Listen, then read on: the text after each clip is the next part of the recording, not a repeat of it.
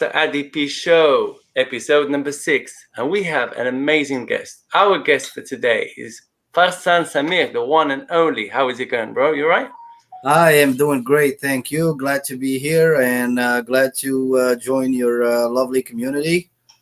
Uh, Thanks, man. Everyone is engaging. I watched every other episode, and the community is very engaging, and I'm glad to be part of it.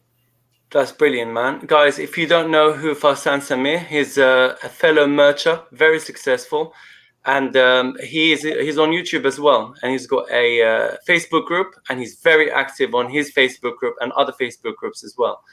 And one thing I've noticed about Samir's posts or contributions is they are so engaging and they're very detailed. So when he gives you something, he gives you pure information, no hiding back, no holding back, everything straight from the source. Brilliant stuff. So really proud of you, man. Like the stuff that you contribute, the stuff that you share with the community is just pure gold.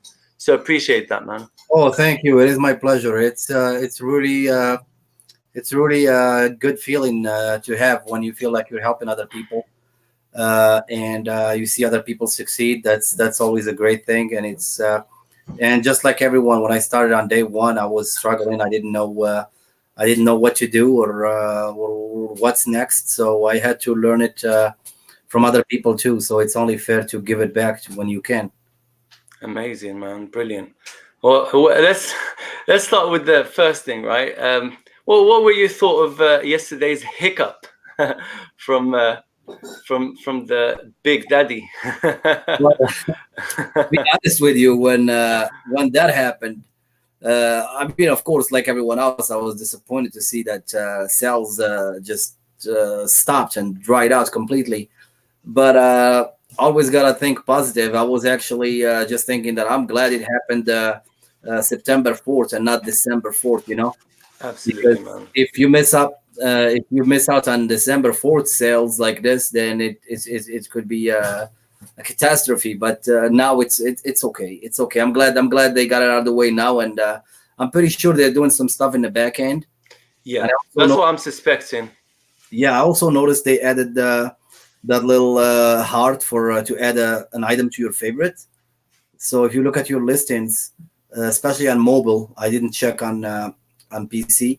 On mobile now it has this little heart, and if you click it, it will add it to your favorites, so you can. Yes. Which is great because now if customers like your shirt and they're not sure they want to buy it, they want to pull the trigger right now, they can come back at any time and look at their list and say, "Oh, I like that shirt. I'm gonna buy it." And especially when they're getting ideas for for events to come, so like a Christmas or a birthday or something. They might just see your shirt. It might not be relevant. It might not be what they want right now, but they want to keep it on their list. They're like, "Oh, that's right. When Uncle Joe's birthday comes up, this is what I'm gonna get him." So This is good for us. I see this as a good opportunity, and the way I see, whilst most people feel that Amazon can mess up sometimes in the short term, for us it's good in the long term because they're preparing the platform. They making it better and better and better. And I think over the last 3 years since Merch by Amazon come out, they've gone far. They have gone far, man. It started with the little baby, and now you can see it developing. good feeling. Especially with the new, especially with the new multi-upload. Now they did away with the single upload. They've streamlined everything pretty much. People feel that Amazon can mess up sometimes. I can hear my echo, by the way. If you can mute your side, that would be great, man. Sorry, Yeah, no worries. I was just trying to see the chat and I was trying to mute it. Okay, now it's muted. No problem, man. I just want. Let's take this opportunity to say hello to our viewers. Currently, we have 24 live. So, guys, if you can do us a favor, like, comment, so that we can we can reach more viewers, hopefully on YouTube. And if you can share this video or this live stream with your people on your groups or friends that are interested in Merch by Amazon, that would be absolutely fantastic. Let's say hello to our viewers. Who do we have here? Zenagi, hello, mate. How is it going? We have Aziz, one of my great people that I teach on my coaching. Hello, Aziz, my friend. Who do we have here? Jodos. Ryan my friend Ryan, how is it going? I had Ryan last week on a show. He dropped some amazing bombs. He's got a fantastic YouTube channel. Check him out.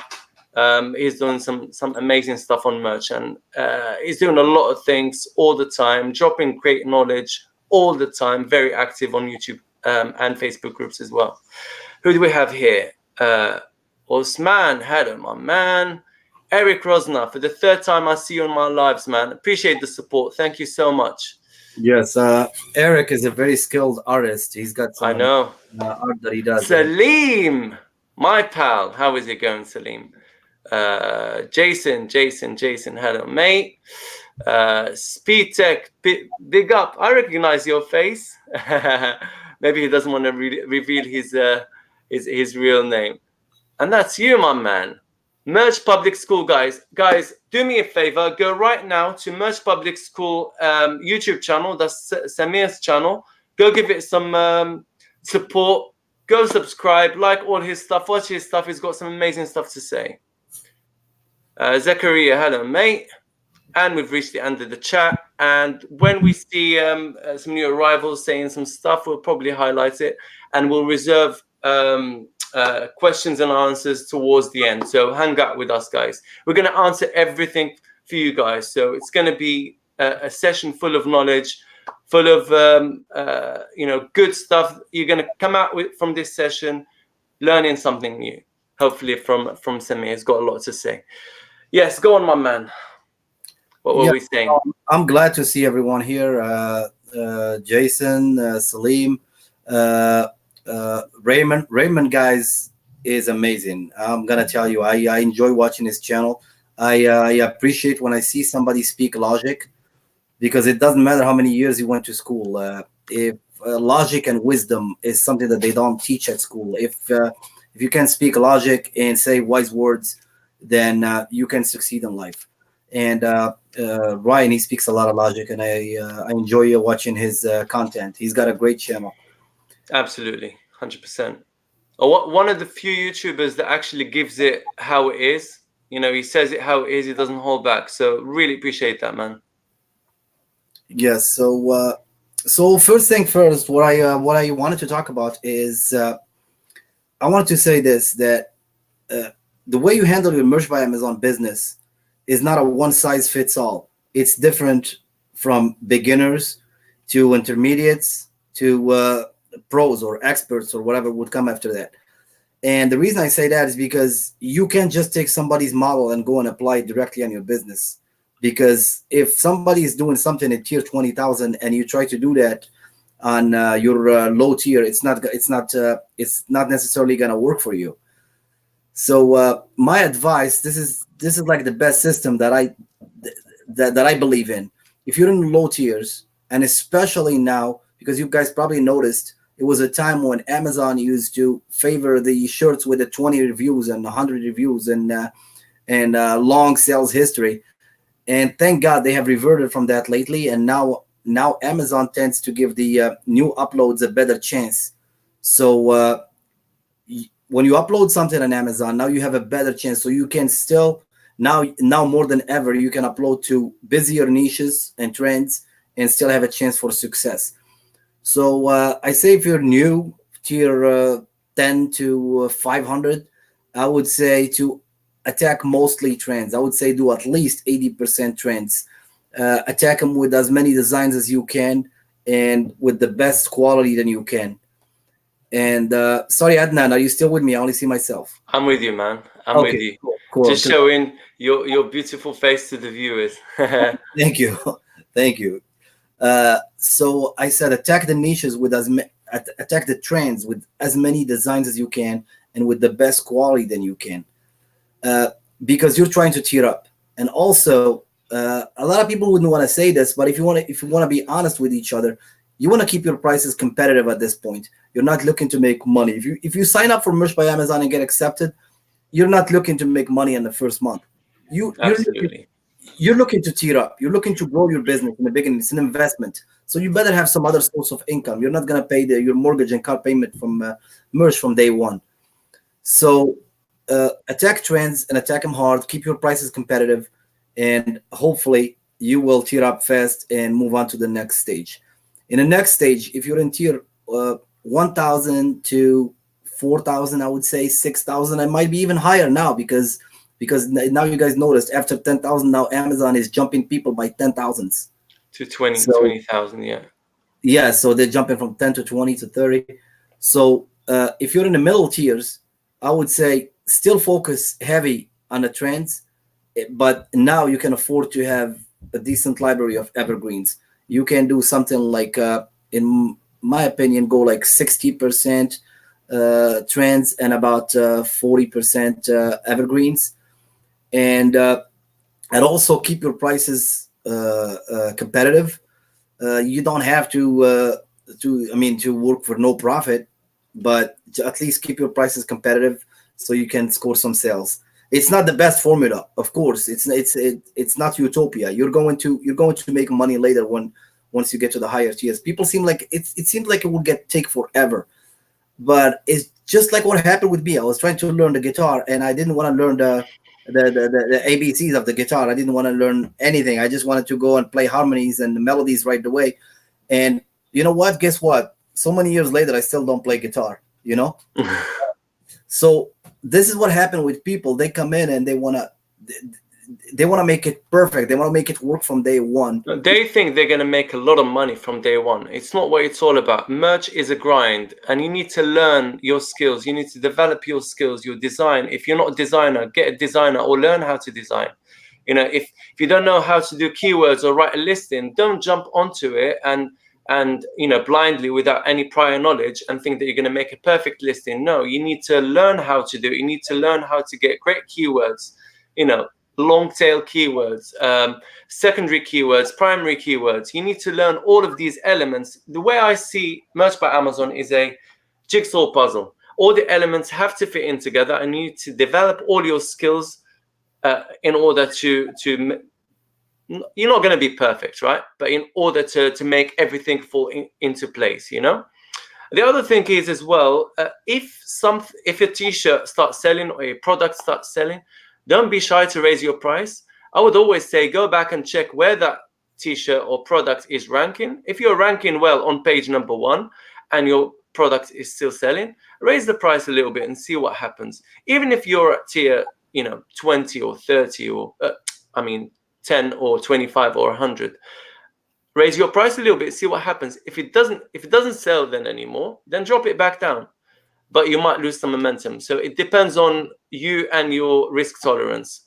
That's what I would say to that point. Exactly. If you have a shirt really take off, and when I say really take off, and Adnan said really takes off, I mean you don't mean a shirt that sold 4 times this month for you or something. That's not taking off, because people have shirts that sell a lot. So if you witness a constant low BSR, because once you score a sell, your BSR drops to like 200K. 200 something. It doesn't mean a shirt that's constantly in 200K is different than a shirt that sold once and was in 200K for a little bit. And this fools a lot of people when they're doing research. They just shirt that's at 200K. They say, "Oh, this is a good sell," but what they don't know, that shirt just sold 15 minutes ago or whatever. That's why it's at 200K.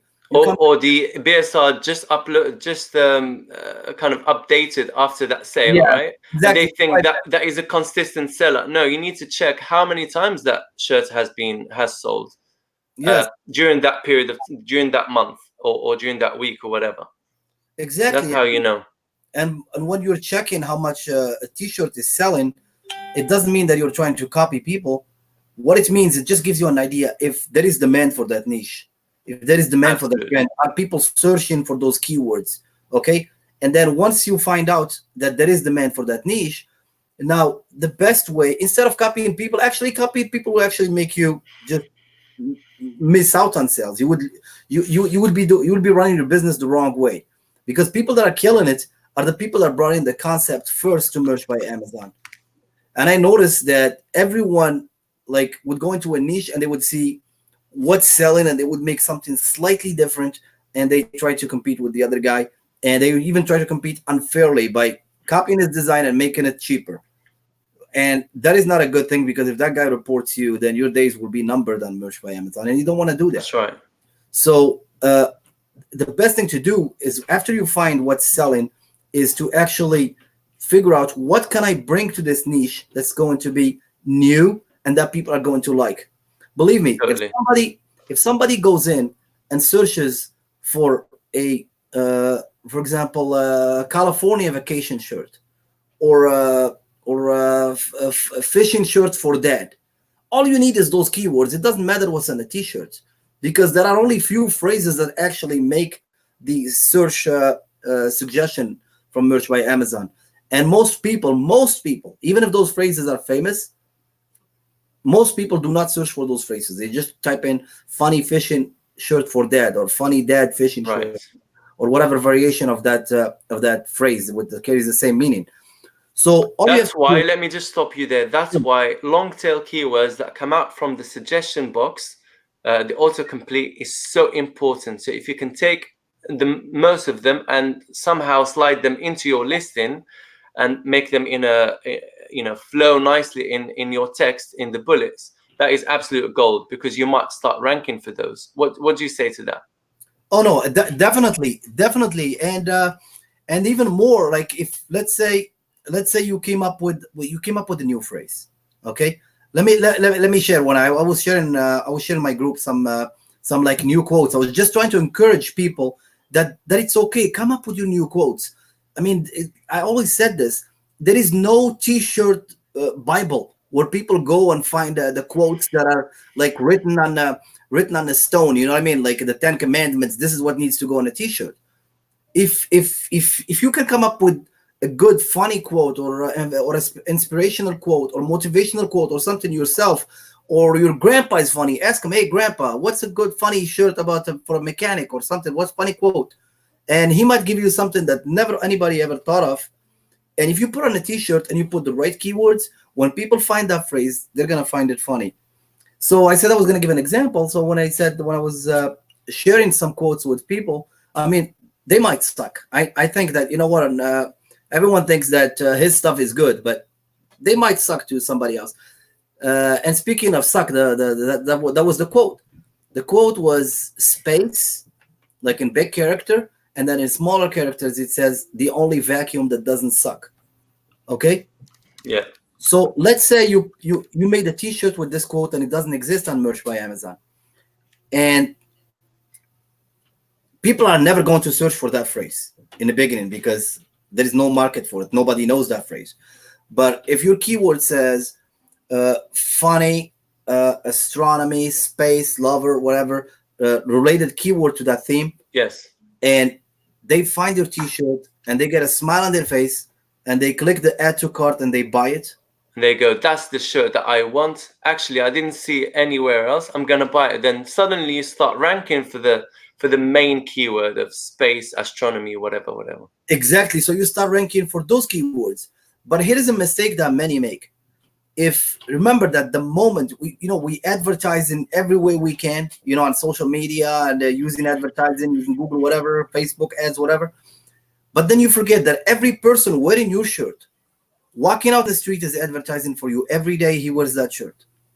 So when somebody let's say at college or whatever, he sees him wearing that shirt and he says, wow, I love this shirt. And he grabs his phone, he goes on Amazon and he types in space, the only vacuum that doesn't suck. If you don't have that phrase in your bullets, you can't be found.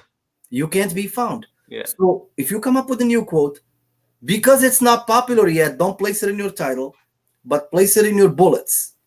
Just in case somebody searches for that phrase later, then you become relevant. And even if you notice down the road, like a year from now, that it became a search term, and it happened to me personally. One of my quotes actually became popular, and I added it to my listing way later, but I had people that were ranking for it before me. Because they put it in the title, but you didn't. Yes, they took it on a silver plate. I had to work for it from the beginning, but I just didn't put it on my listing. And by the time I added it, I was one of the algorithm, I looked like one of the copycats. You know what I mean? The algorithm doesn't recognize me as the guy that came up with the quote. So add that quote to to your bullets, and later if it becomes popular, then you can actually edit your title and place that in your title, because you guys know by now that your title is your most valuable real estate in your listing. And something else that I want to touch on is keywords.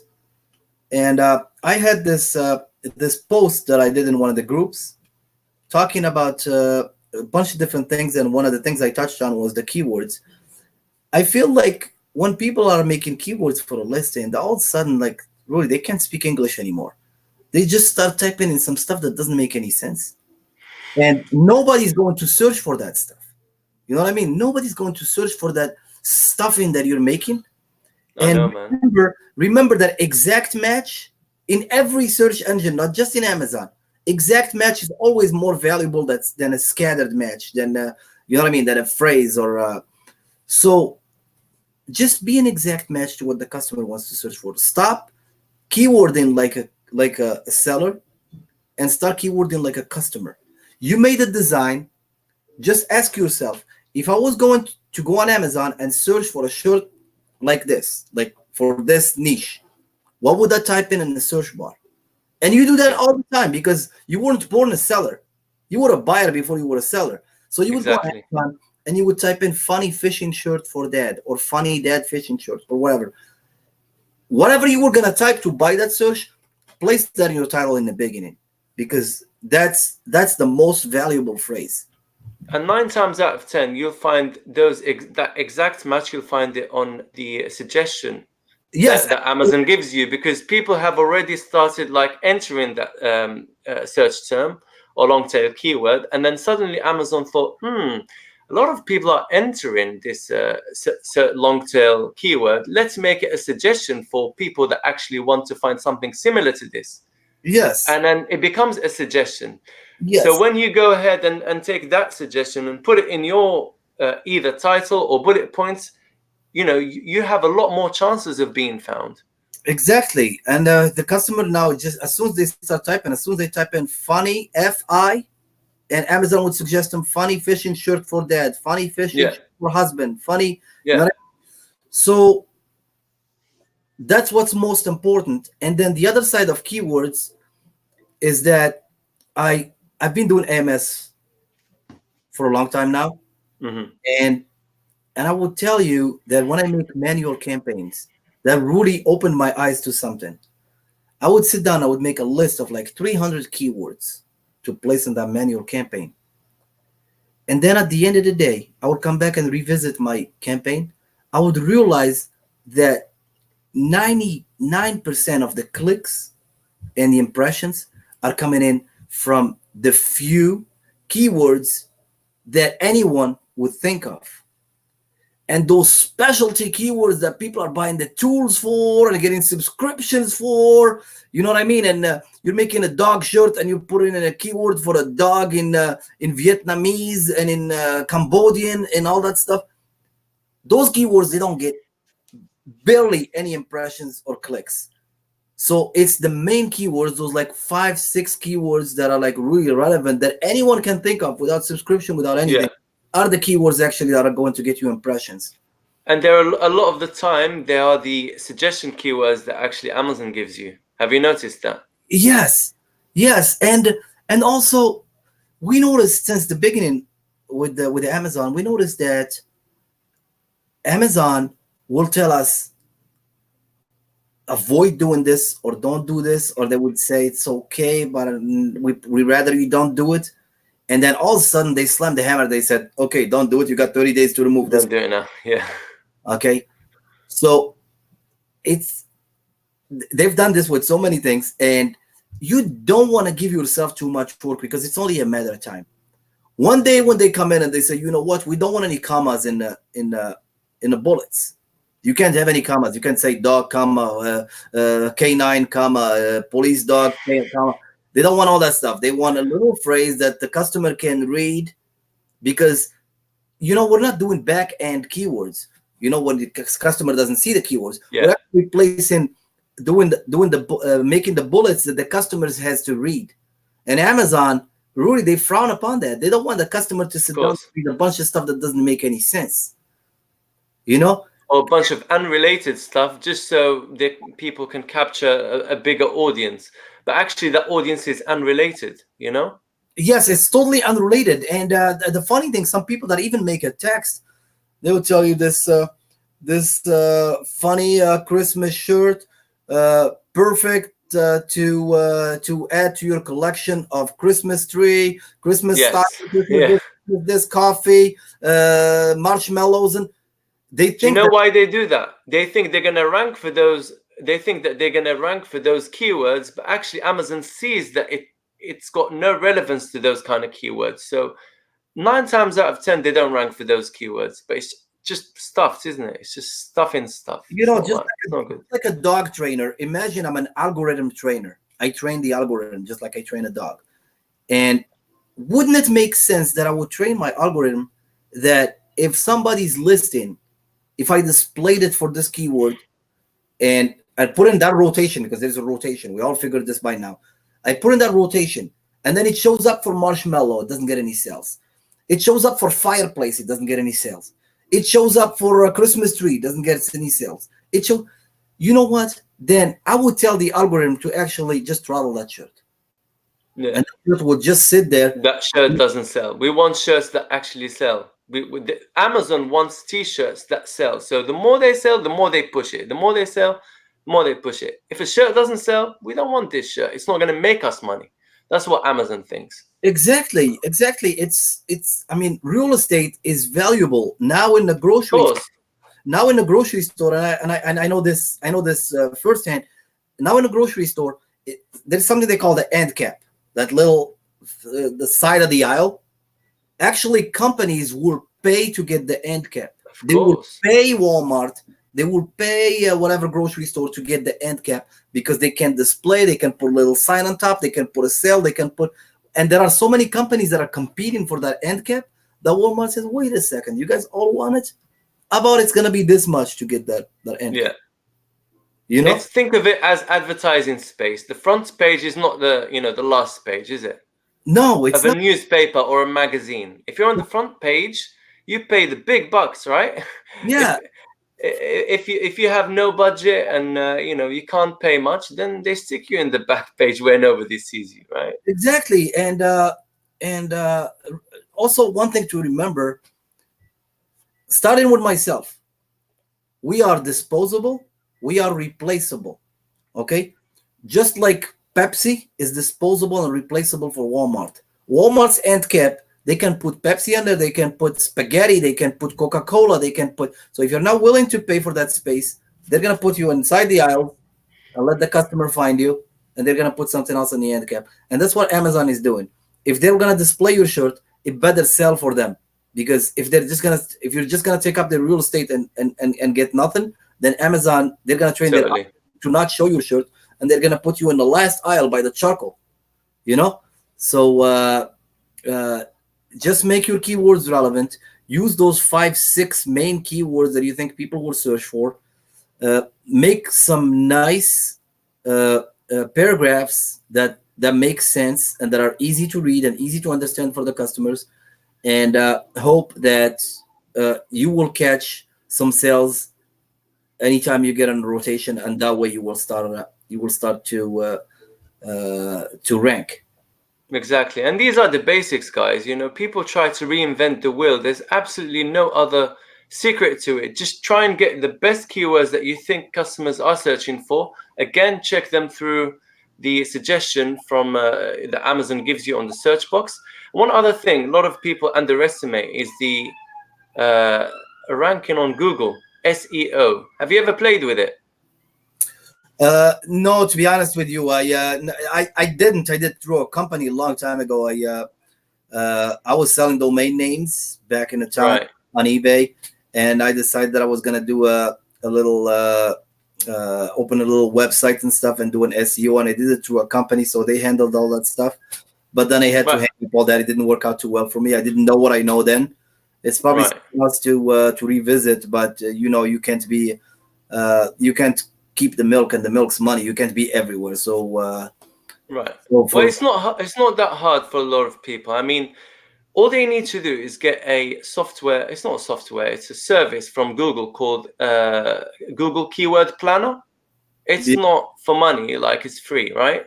But it was completely free, but now there's a workaround. You have to like pay a little bit of ad money, maybe 5 cents, and then pause it. That's how they give you the account. It's not free, completely free. So you have to have ads running with Google. But what you can do, the workaround through it, is actually start an ad for 5 cents. If you don't have money, if you don't have 5 cents to start, then we have a problem here. But anybody can pay 5 cents, right? You pay 5 cents and you stop that ad, and you've got Google Planner to play around with. And what it does is it gives you lots of different keyword ideas that you can actually use for your niche. And if you use the top ranking keywords in your title, right, the first thing in your title, bearing in mind that it's got some kind of relevance to your niche, then what happens then is Google starts ranking you in Google search. So when somebody goes to Google and starts typing funny fishing shirt, if you're ranking on Google, your shirt will start ranking on Google search as like first, second, third, and usually you'll start seeing Amazon search results way above in the Google rankings. So that's an amazing tip you guys can benefit from, because you need to start thinking, can I rank in my shirt just on Amazon, or can I rank it on Google? If you rank it on Google, you have pretty much double the traffic, right? People don't just search for t-shirts on Amazon. They go to Google maybe first to see what's out there. And it may be the gate to kind of go into Amazon. They might see a nice shirt on Google, they click on it, and it takes them straight to Amazon. What if that shirt is actually your shirt? No, exactly. And there is an added advantage if the rumor is true and it does make sense, is that Amazon favors the outside traffic. If you can bring traffic to Amazon, Amazon actually, it would make sense. Amazon would actually love you because you're bringing customers from outside into Amazon. But if you're just selling to their customers, you're not doing anything different. So if you're bringing traffic from outside and Amazon realize, wow, people are coming from outside to buy this product, well, why don't we show it to our own customers? Amazon would actually rank your shirt higher if they see that you're bringing traffic from outside to that shirt. It does make sense. It's a rumor. It's not confirmed, but it does make 100% sense. And because you're bringing them a lot more value than just sitting there and waiting for your shirt to rank. You're actually trying to help them bring people from outside into Amazon to buy not only t-shirts, because that customer might buy a t-shirt, might buy party supplies, might buy, I don't know, a phone charger, something else, right? Amazon is a massive, retail store online. They have pretty much everything on earth. So if you bring them traffic from outside, they'll love you. Yes, that is definitely true. And something else I wanted to say, since you brought up outside sources, is if you're planning to ever try to build some social media following to try to boost your business, when you're in the lower tiers is your best chance to do it.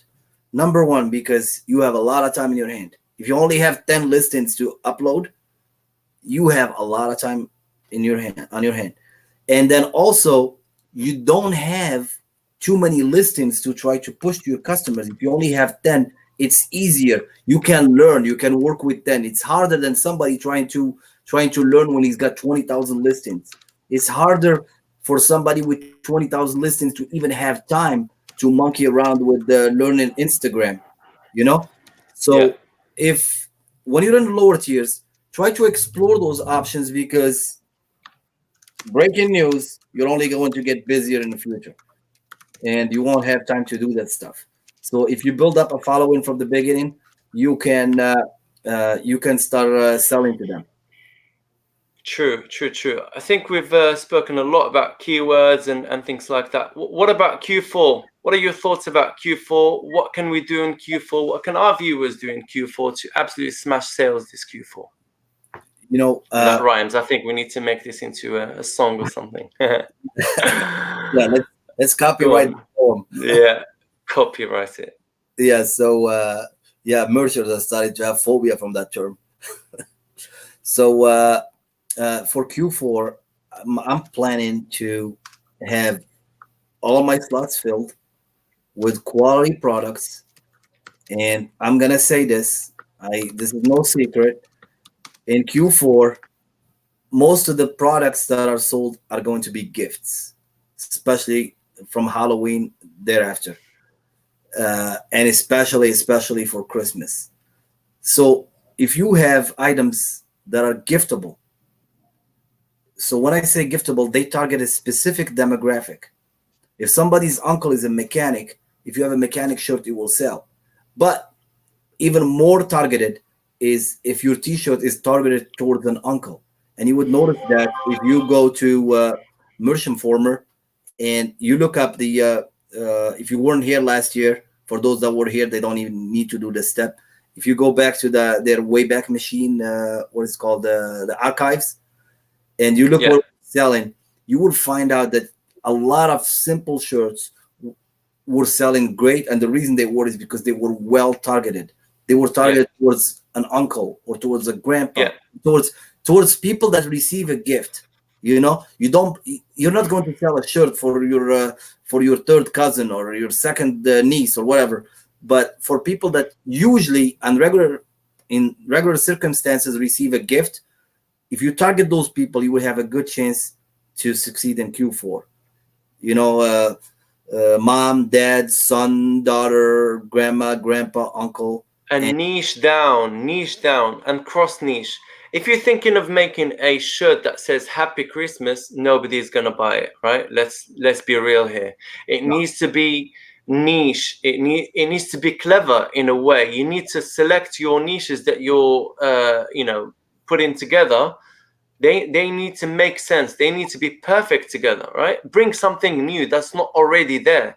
There's millions and millions of probabilities of cross niching opportunities that we can make, isn't it, Samir? yes, definitely. That is because once, for example, if you're targeting an aunt or an uncle, and you decide to, I don't know, use a unicorn or a dinosaur or something or whatever with some funny quote or whatever, then people can actually they can appreciate your shirt because it is targeted towards the uncle, but at the same time, it is still a funny shirt or a cute shirt or something that will be giftable. A T-shirt that just says uncle or whatever, it's not a name tag. You gotta have a message in that shirt, and you gotta see what's trending. And so far, last few years, what has been trending is dabbing, flossing, unicorns, hippos, slots. Uh, so anytime you combine those things with a niche and you make them targeted towards a certain demographic, then you will have a good chance to sell those shirts. And also, you're not going to be the first one that thought about these things. Yeah, So when you try to niche down, you go search and there's already 1,000 ant shirt for with a unicorn. So what you have to do here is you got to try to figure out how can I tackle it differently. You can bring in a new quote that would really help rather than just using what everyone else is saying. And if you can bring in an illustration that is different from what everyone else is using, that would be great. If you can't, if you just have some good clip art, you can modify it in a way. If you're familiar with Photoshop or Illustrator, you can modify it in a way where it's not looking like what everyone else's shirt looks like. You know what I mean? And the other thing that you can do is try to stand out, and there are ways to stand out.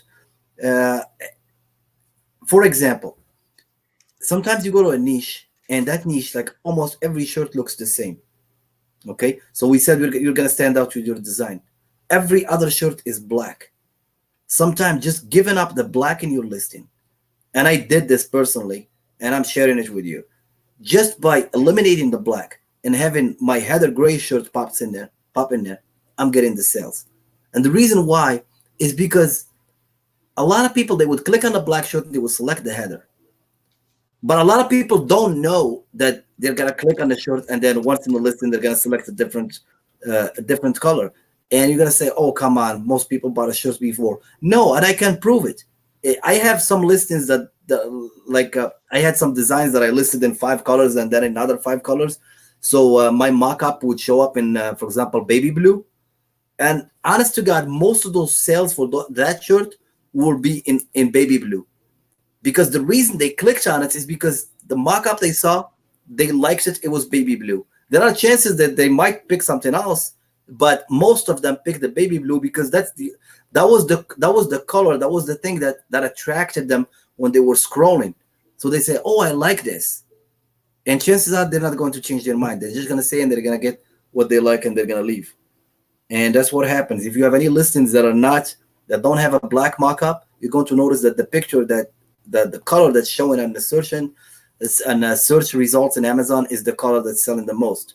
If you go to your Puri merch and select all the sales, it tells you how many of each color sold. You're gonna notice that it's the mock-up color that sold the most for that listing, and it's probably part of the reason why most of our sales are black T-shirts. Exactly, because black is a very popular color, isn't it?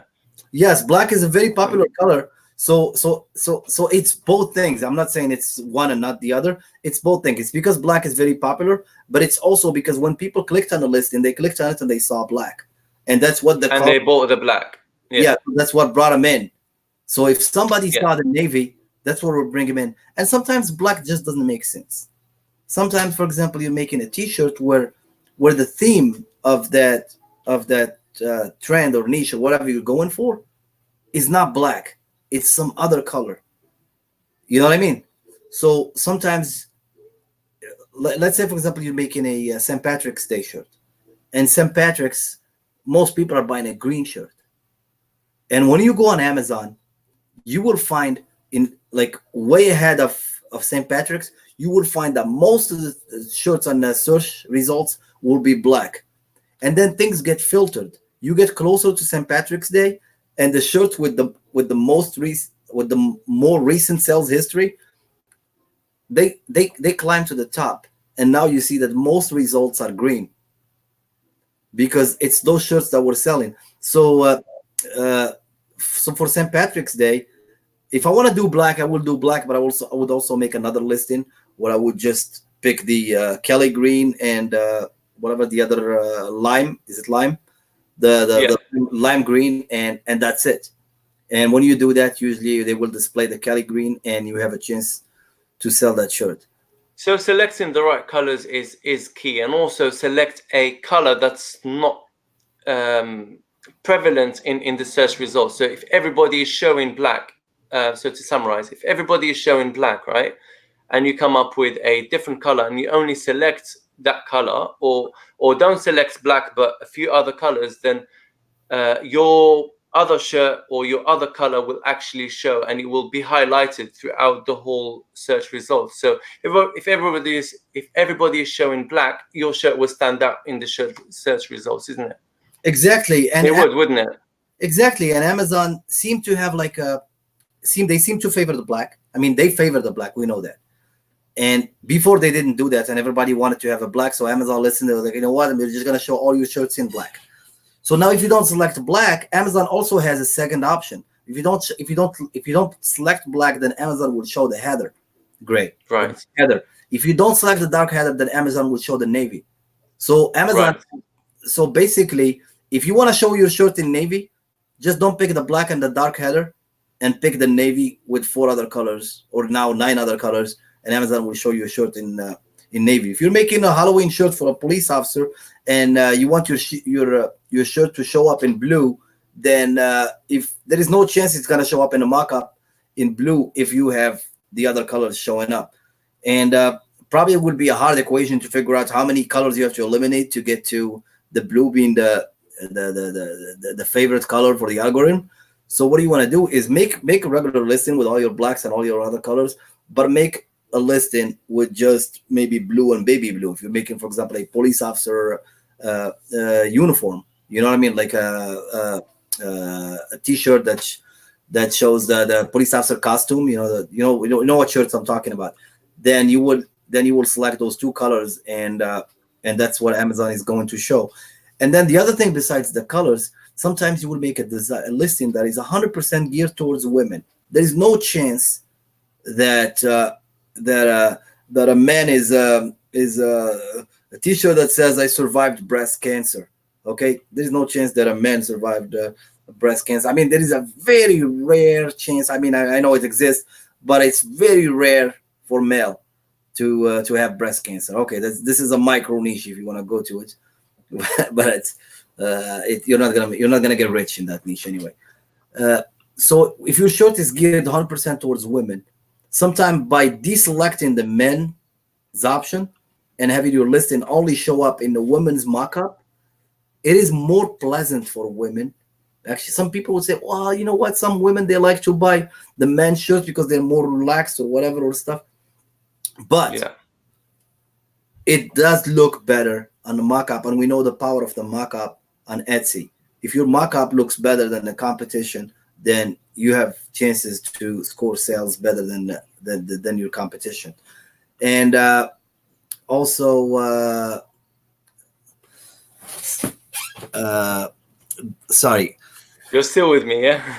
Yeah, I'm still with you. Sorry, So let's change the subject and talk about anybody who's in tier 10. What can they do to actually smash it in Halloween and smash it in Q4 altogether? Anyone that's in tier 10? Tier 10, because I speak to a lot of people that are struggling with, getting out of tier 10, and they are also scared of trends. They don't want to get into trends, and they think, if I get into a trend with like 1 or 2 t-shirts, it's not going to be good for me because I'm not going to stand out. I need a lot of quantity, to get into, to be able to compete. So what can I do to get into a trend at tier 10 and hopefully make a sale? What would you advise them? Here is what I say for that.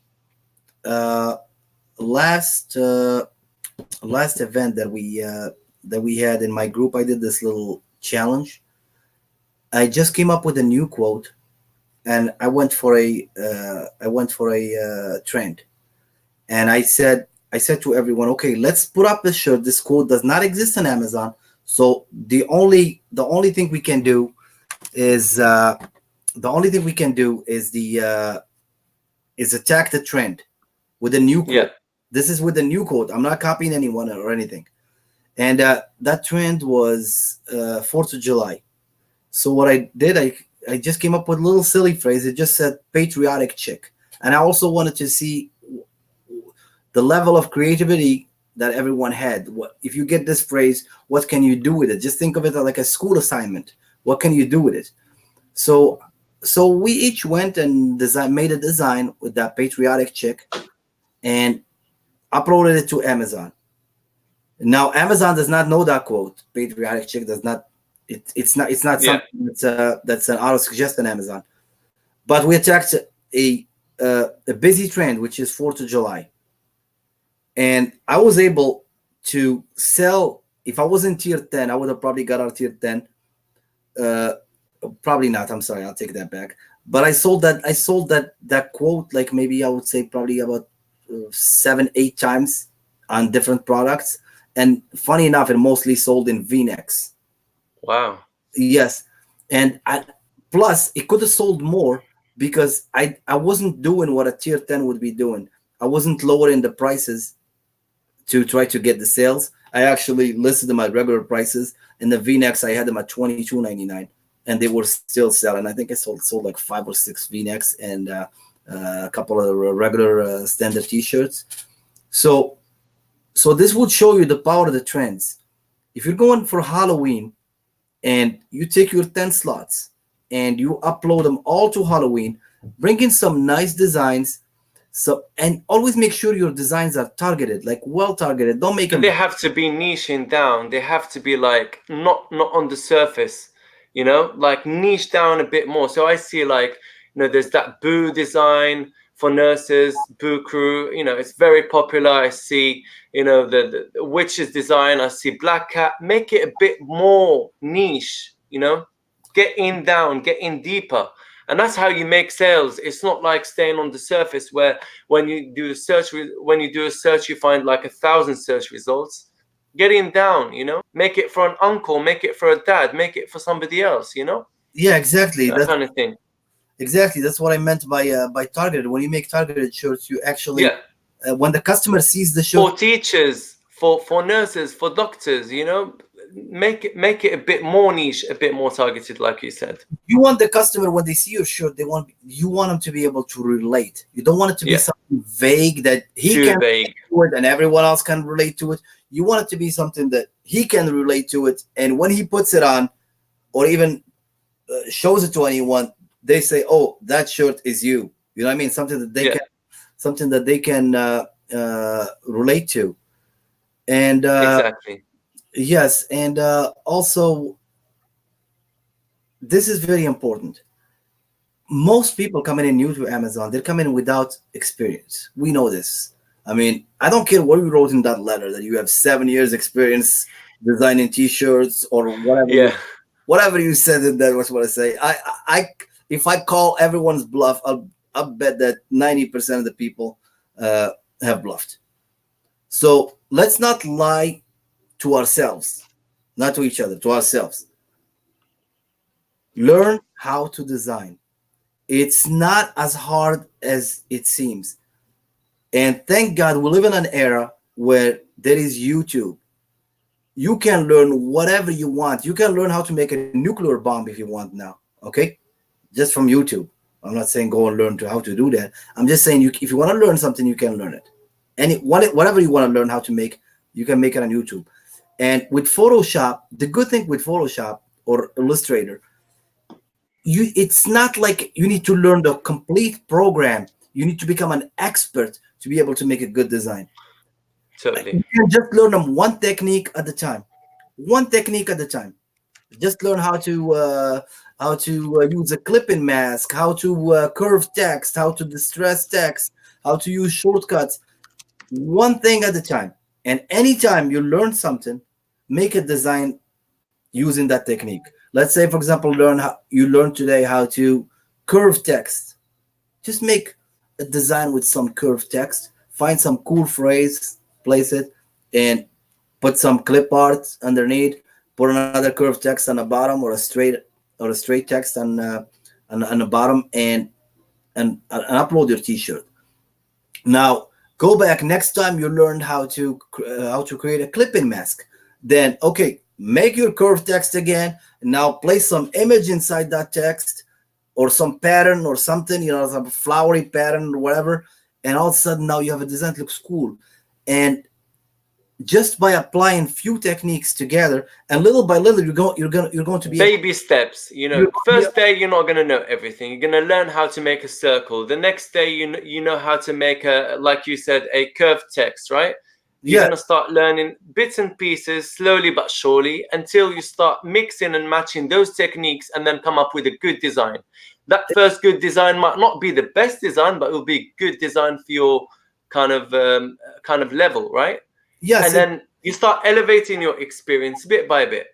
Yes, and one thing that you will notice, and I promise you this, that once you learn few techniques and you start to design yourself, if you had ever purchased designs online, you would realize that you were being sold garbage.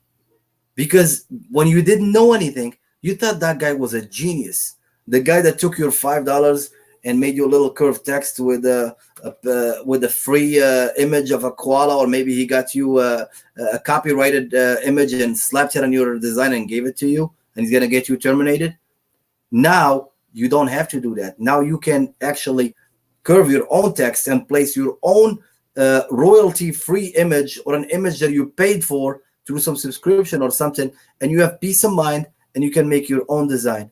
And I'm not saying that you will become an expert, because maybe one day I still do it. There is there are a couple of designers that are amazing. They're illustrators and stuff. And sometimes when I have some idea that is beyond my reach, I would just contact them and I say, okay, this is what I want. Can you make me this? So if I'm going to pay for something, it better be something amazing. Okay. Exactly. And it's a good investment too, because this is something else. I'm gonna jump the rope here. Yeah. When you start merch by Amazon, you're an amateur. You're just a beginner. You're like mom making cookies at home. Okay, you can make 12 cookies and make everyone happy. But if you want to be, once you become a factory, you can't make 12 cookies. You got to figure out a system how you can fill 20,000 slots. You can make 20,000 cookies, okay? You're making cookies for the Republican convention, okay? So you're not going to sit down rolling cookies by hand.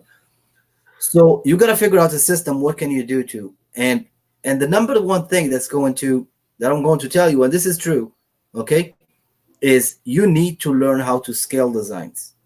And by scaling designs, I'm not saying just keep throwing spaghetti at the wall. If you It want to has do to be calculated. if you want to do it the right way, in my opinion, make a great concept.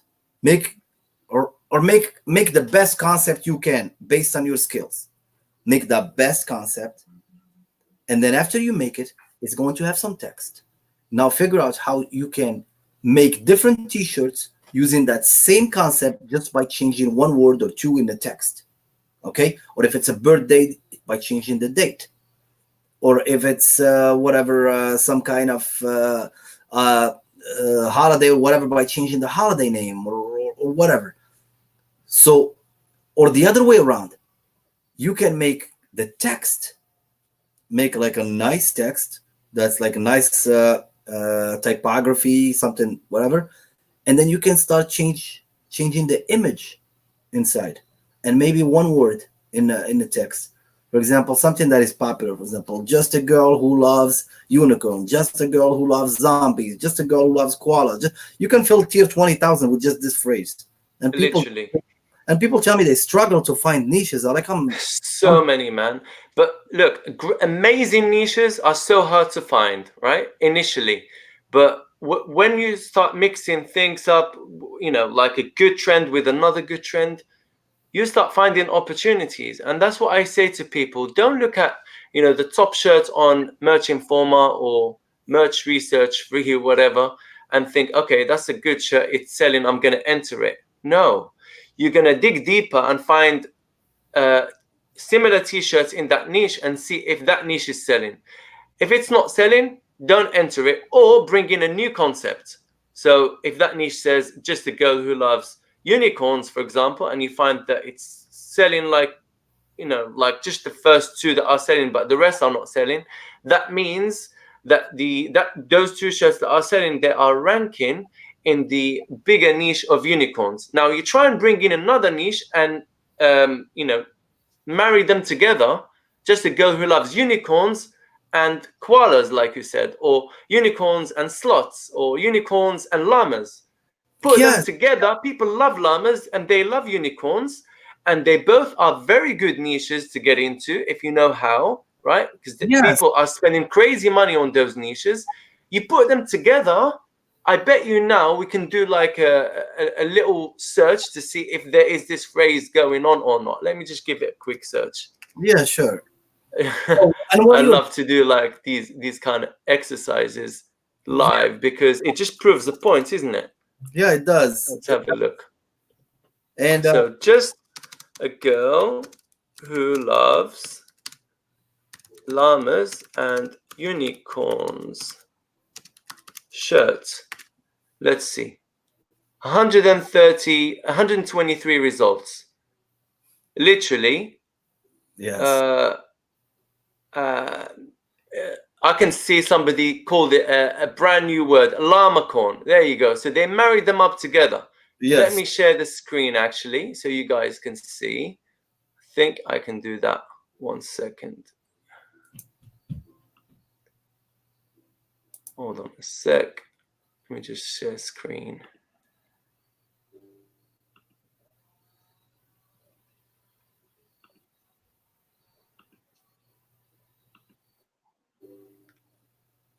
Give me a thumbs up if you guys can see my screen. Or Samir, you can yes, see my screen, right? Yeah? they can. So look, I've just done a quick search. Just a girl who loves llamas and unicorns shirts, 123 results.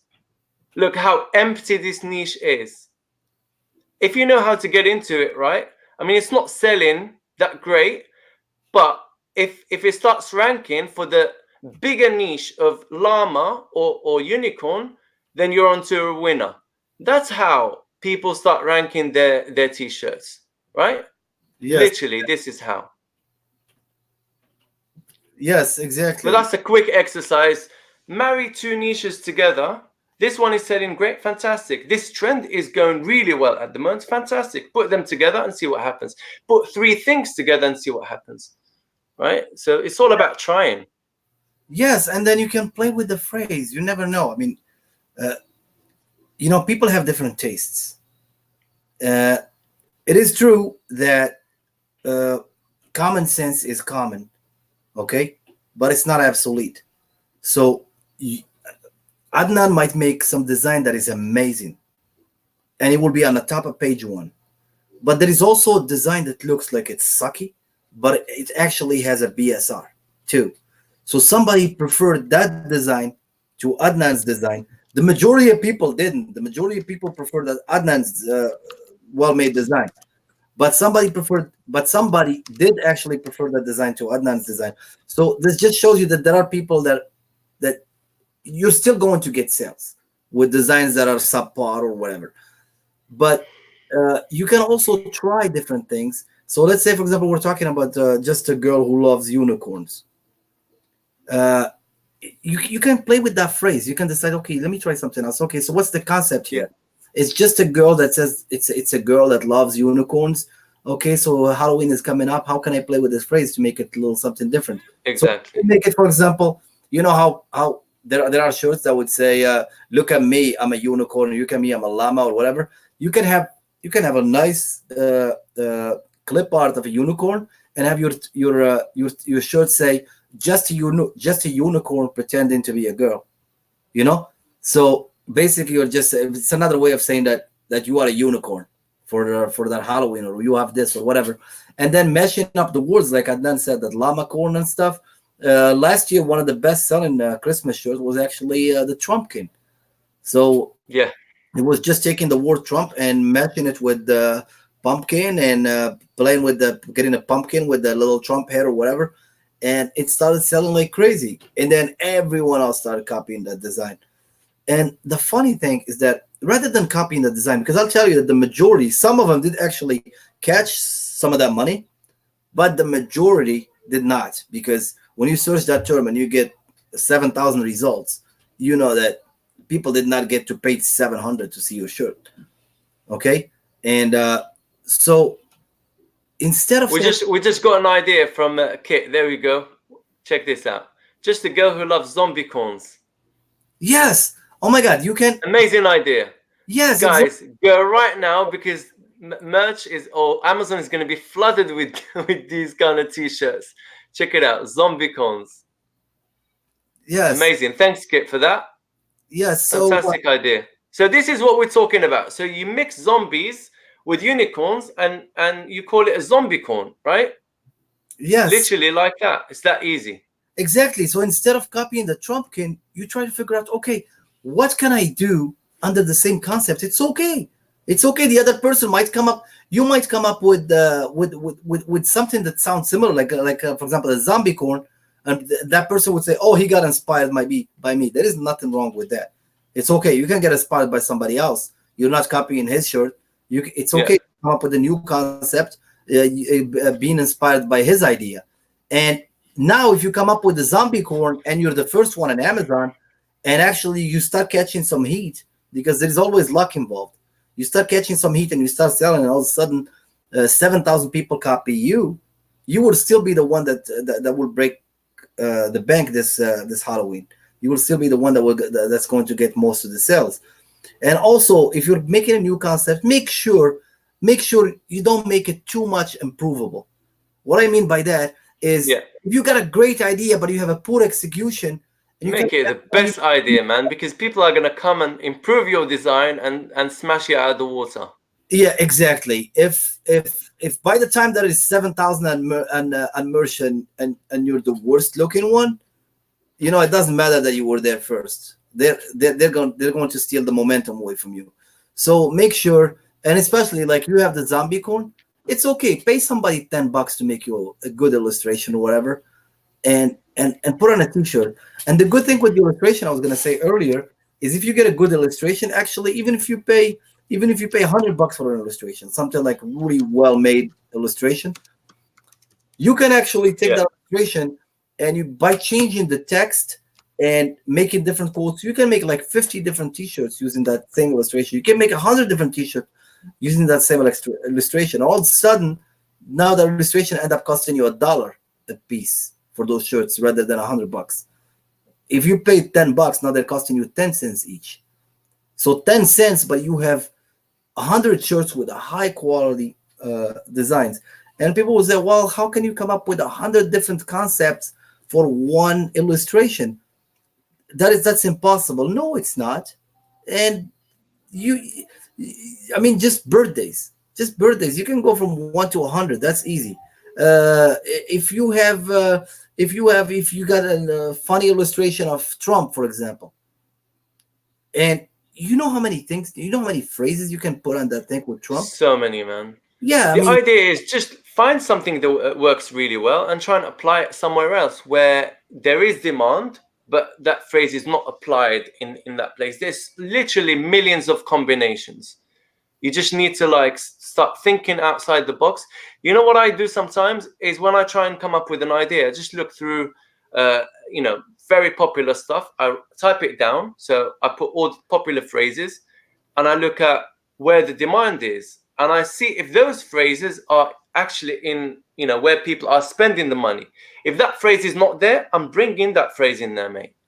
Right? Because we know we've validated the demand for that phrase. We know it works. And we've looked at another concept that works really well. So at like something else that works really well. And then we marry the two together. You can marry designs together. You can marry characters together, animals together, phrases together. So many things. There's a lot of scope for improvements or for cross-niching. People don't realize that. So when I sell people, for example, I sell niche ideas on my group, right? When I sell people a niche bundle, they go, Adnan, but this exists on Amazon. Yes, mate, it does exist on Amazon. I am not bringing you something, from nowhere, and I say to you, there is a lot of demand for this. I'm showing you where the demand is. I'm giving you the keywords. I'm showing you this is where people are spending the money. Don't copy that design, right? Bring in your own idea, your own concept. Cross niche, sub niche a bit more. I'm merely showing you where there's less competition and a higher demand. That's what it is. But people, especially people starting out, they think, oh, I'm just going to see that niche and find that t-shirt. I like it. I'm going to copy that t-shirt or do something similar or improved. The improved concept doesn't work anymore, guys. Let's be real here. You need to bring in your own idea, your own design, your own cross-niche idea. Bring in a new concept. Add value to what customers want to buy. Don't just like come in with something that's a little bit improved or similar to what's already out there. Something else that a lot of people, it's a disadvantage for people that are not native English speakers, people that don't live in the US or in an English speaking country, people that don't speak English well, basically. But they also have an advantage.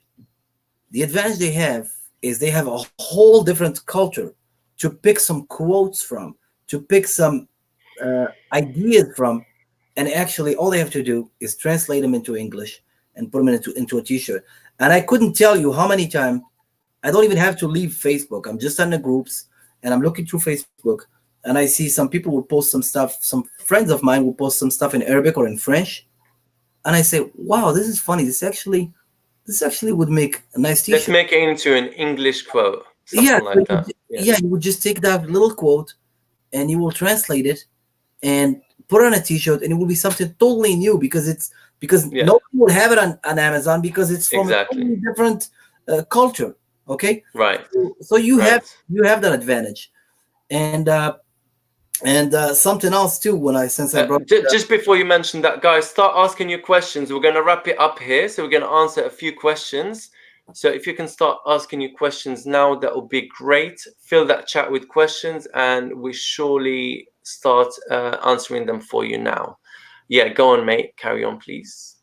Yes, so I said, so you have the advantage. And another thing I wanted to say about the language barrier is, if you're struggling with English and you're selling on merch by Amazon, try to keep it simple, because it's a turnoff.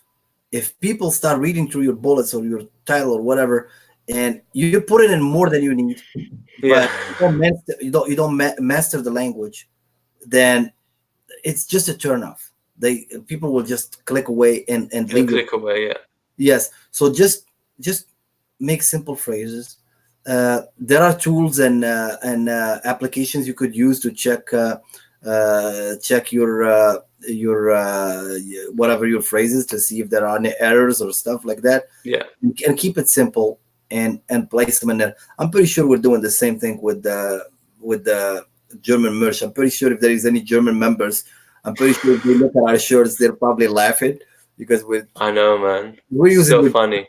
Using the Google Translator and stuff, and we put it in some. So with my shirts in Germany, I try to keep it very simple, like, you know what I mean, just like yeah. And the funny, just put like the title and a few bits and pieces, translate them into German, and stick them there, and you have no idea what they mean. Literally, no idea what anything means in German. And funny thing, so funny. I've been there once, but I've only spoken English because I can't speak a word. In German, to be honest. They can speak English, but I don't know. No, I know. Yeah. I don't know if they search in English when they go to Amazon.de. If they search in English, or quite rarely, I think. Yeah. So this is like just a little funny thing that happened to me many times. I started using that translator from the Merch Wizard. I figured, oh, this is cool. Yeah. I'm gonna translate. Yeah. And I translate my title into German. And all of a sudden, uncle is 17 letters, birthday is 24. I'm exaggerating. But yeah, all of a sudden, that I can't fit everything into 60 characters. And there I am playing Russian roulette, trying to figure out which word I'm going to delete. Okay, I delete one word and it's still over. I delete another one and it's still over. And I start to wonder, okay, does this still make any sense? So what I started doing is I started making my titles in English shorter, so that way when they translate to German, they will just fill in 60 characters or less. But it's funny. So I brought up the German just so you guys know that I'm not picking at anyone. And by hearing my accent, you probably guys realize that I wasn't an English speaker, native English speaker either. But I'm just saying that this is for your own good. If you can't master the language, don't venture deeper than you have to. Exactly. Guys, any last questions? So let's see. I think we got a question from Jim here. Let me put it on the screen. When you notice long sleeves and hoodies, etc., start to sell, I made thousands of them in the summer, hoping they will pay off when the weather cools. That's such a great idea. I think it's great to start getting in before the weather changes, and as soon as the weather starts changing, people will start looking for those long sleeves, hoodies and whatnot. So anything for the colder temperatures. So always try and get in before everybody else, especially if you're bringing in whatever was trending throughout the whole year, whatever was trending for the summer that can be applied to the winter as well. Bring in those quotes if they're not on hoodies or long sleeves or sweatshirts. Great idea. Thousands of them. You will surely sell a few of them. Trust me, especially around Christmas. One big mistake I made last year, and I made the killing in Christmas. One big mistake was not uploading enough sweatshirts and no, we had hoodies, didn't we? Last Christmas. We did. Yeah. We did. Yeah, one big mistake was I did not upload enough hoodies and sweatshirts. So yeah, get in. That's a great idea right there. Yes, definitely. I sold a lot of hoodies and sweatshirts last. And the profit on them is ridiculous, man. The profit is amazing. The profit is amazing. I was making $10-12 royalties on them. I have one that I was selling at $49.99, and I still kept just testing it, and I just kept it that way. I probably sold a dozen of that one so far. I mean, not just in Q4, all time. And one thing that also you're going to notice is that during Christmas, people care less about the money. Actually, the money might become the price might become a problem. If an item is too cheap, it might work against you, because if I'm buying a gift for my uncle, I don't want to buy him a $13 shirt. Yeah. You know what I mean? I want to buy him a shirt that is giftable. Something that I figure like, okay, maybe a $20 shirt is a better quality than a $13 shirt. You know?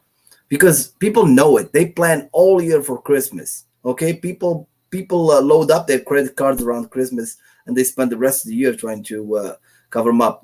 I mean, they do it every year. This is how it is. So price is not a problem. And since money is not an issue, then people are willing to buy more presentable gifts, and hoodies and sweatshirts are more presentable than t-shirts. So t-shirts. Since you mentioned, let me just stop you there. I want to show you something. Since you mentioned money is not an issue, or money is no object, I love my Etsy customers, man. Check this out. Oh yes, that is beautiful. $23 royalty t-shirt. For a Gildan t-shirt, man. It's amazing. I love it. Yes. People will pay anything on Etsy. So guys, if you haven't been approved on merch by Amazon, get right on Etsy. Honestly, open a shop, brand it well, get a couple of Instagram accounts, market it, and you will do well. Getting some designs that do well on Etsy, because the customers are different on Etsy. They don't buy the exact same thing as what sells on merch by Amazon. So yeah, carry on, mate. I just saw that and I wanted to show it to you. Competition is also keeping the cheap guys away. I mean, I'm sorry, the 20 cents is keeping the cheap competition away. A lot of people don't want to pay 20 cents to list, so that works to your advantage. But so I was saying about the hoodies and the sweatshirts. So there are actually t-shirts will still sell more, but there are more people that are willing to go the extra step and upgrade to a sweatshirt or a hoodie when it comes to a gift, and they don't mind paying $40 or $35 to get the gift for the uncle. Okay, because $35 or $40 is a reasonable price to pay for a gift. Yeah, exactly. Rather than $13 or whatever. And then the other thing that you would notice is that your hoodies and sweatshirts that sold during Christmas, they're going to carry that momentum outside of Christmas, because remember, it's still cold all the way up to April.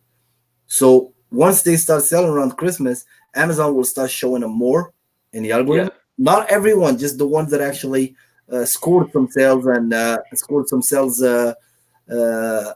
history.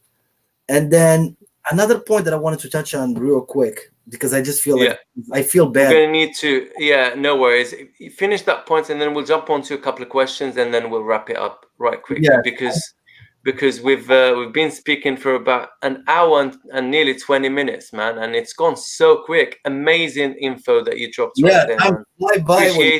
Appreciate you here, and I think people have stuck with us because they appreciate the info. Guys, stick a thumbs up or +1 if you appreciate what Samir had to say. Please do. That would be amazing. Give us some boost. Let's go. +1. Go on, Samir.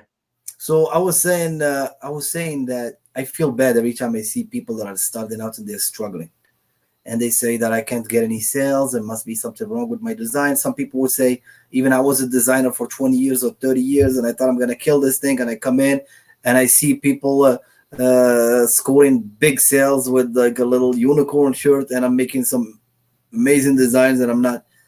And I'll tell you guys, don't give up and don't get upset about it happening this way. It's because it's before and after all, it's a numbers game.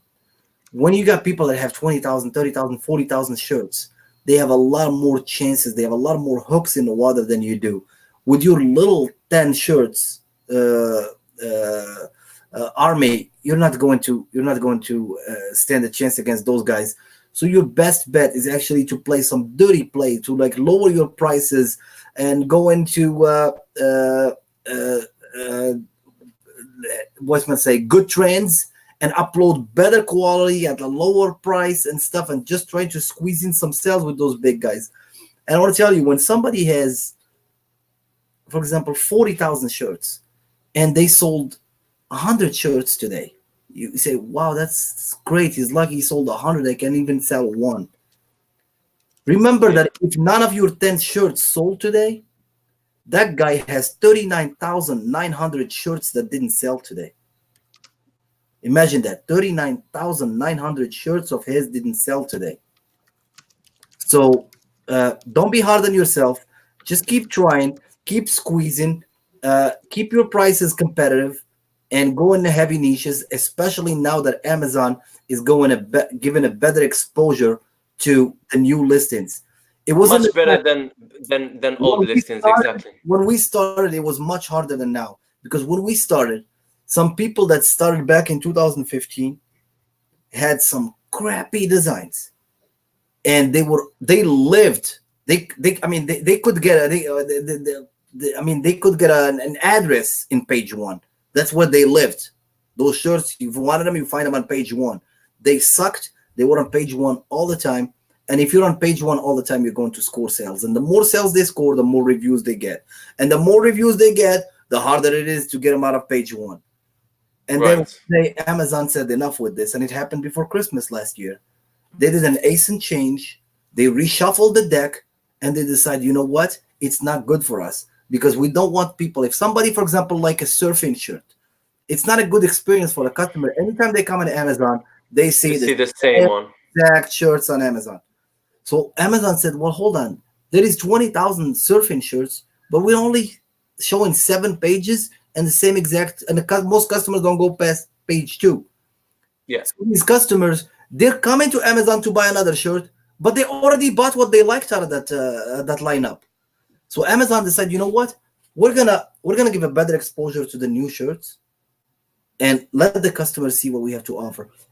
And now it's great, because now that surfer, you can go on Amazon every week, and every week is going to see a different result, different results.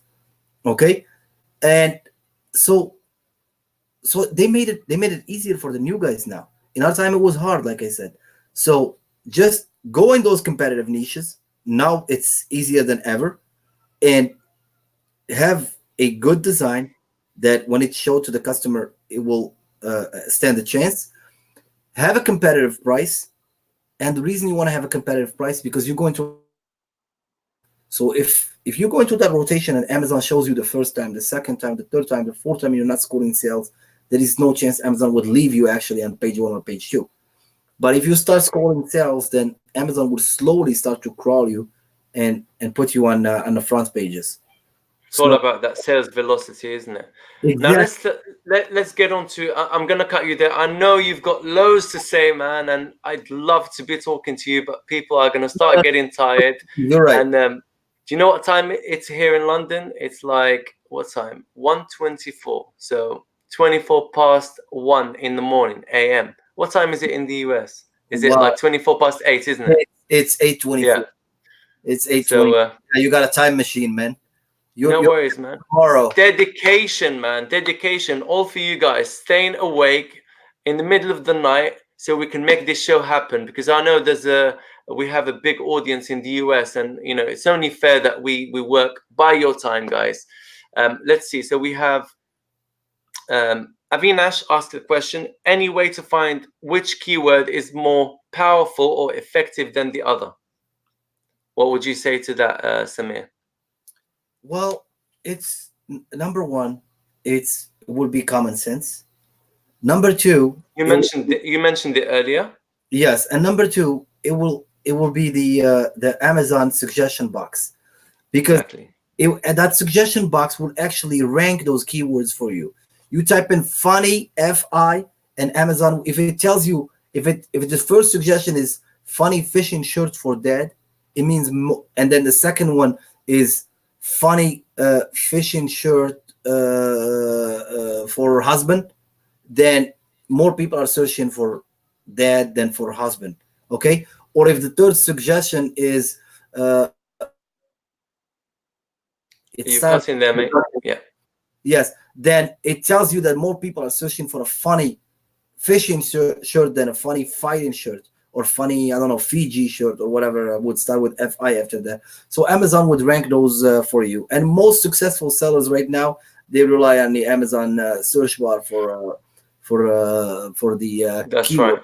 And you can do that on Etsy too. You can do that on most websites, and you can see what the customers are. Absolutely. One thing I would add to that would be, look at what people have already entered in their titles and their bullets, especially the titles. Start extracting the keywords. Don't copy the title. Extract the keywords that you think are relevant to that niche, and put them in your titles. The reason why I say this is because those people that are selling well, they've put their keywords on the titles. Customers have found those keywords or have found those t-shirts by entering those keywords, right? So therefore, those keywords must be high volume keywords. It only makes sense, doesn't it, Samir? Yes, definitely. Right? It makes sense.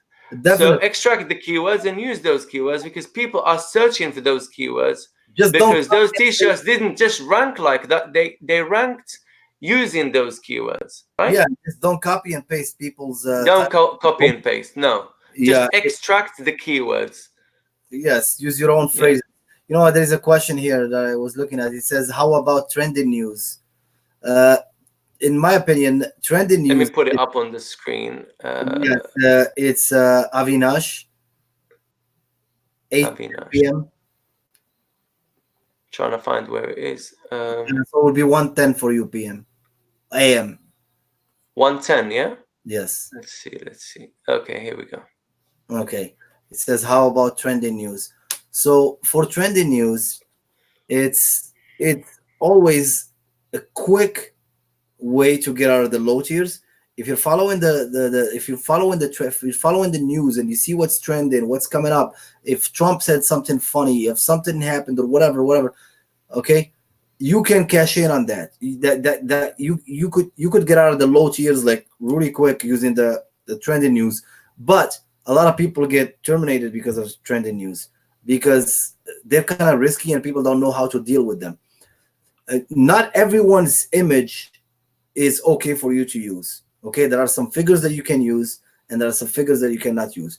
And even those figures that you can use, for example, a Trump image is not everyone's property. Anyone can just grab any Trump image and put on a T-shirt.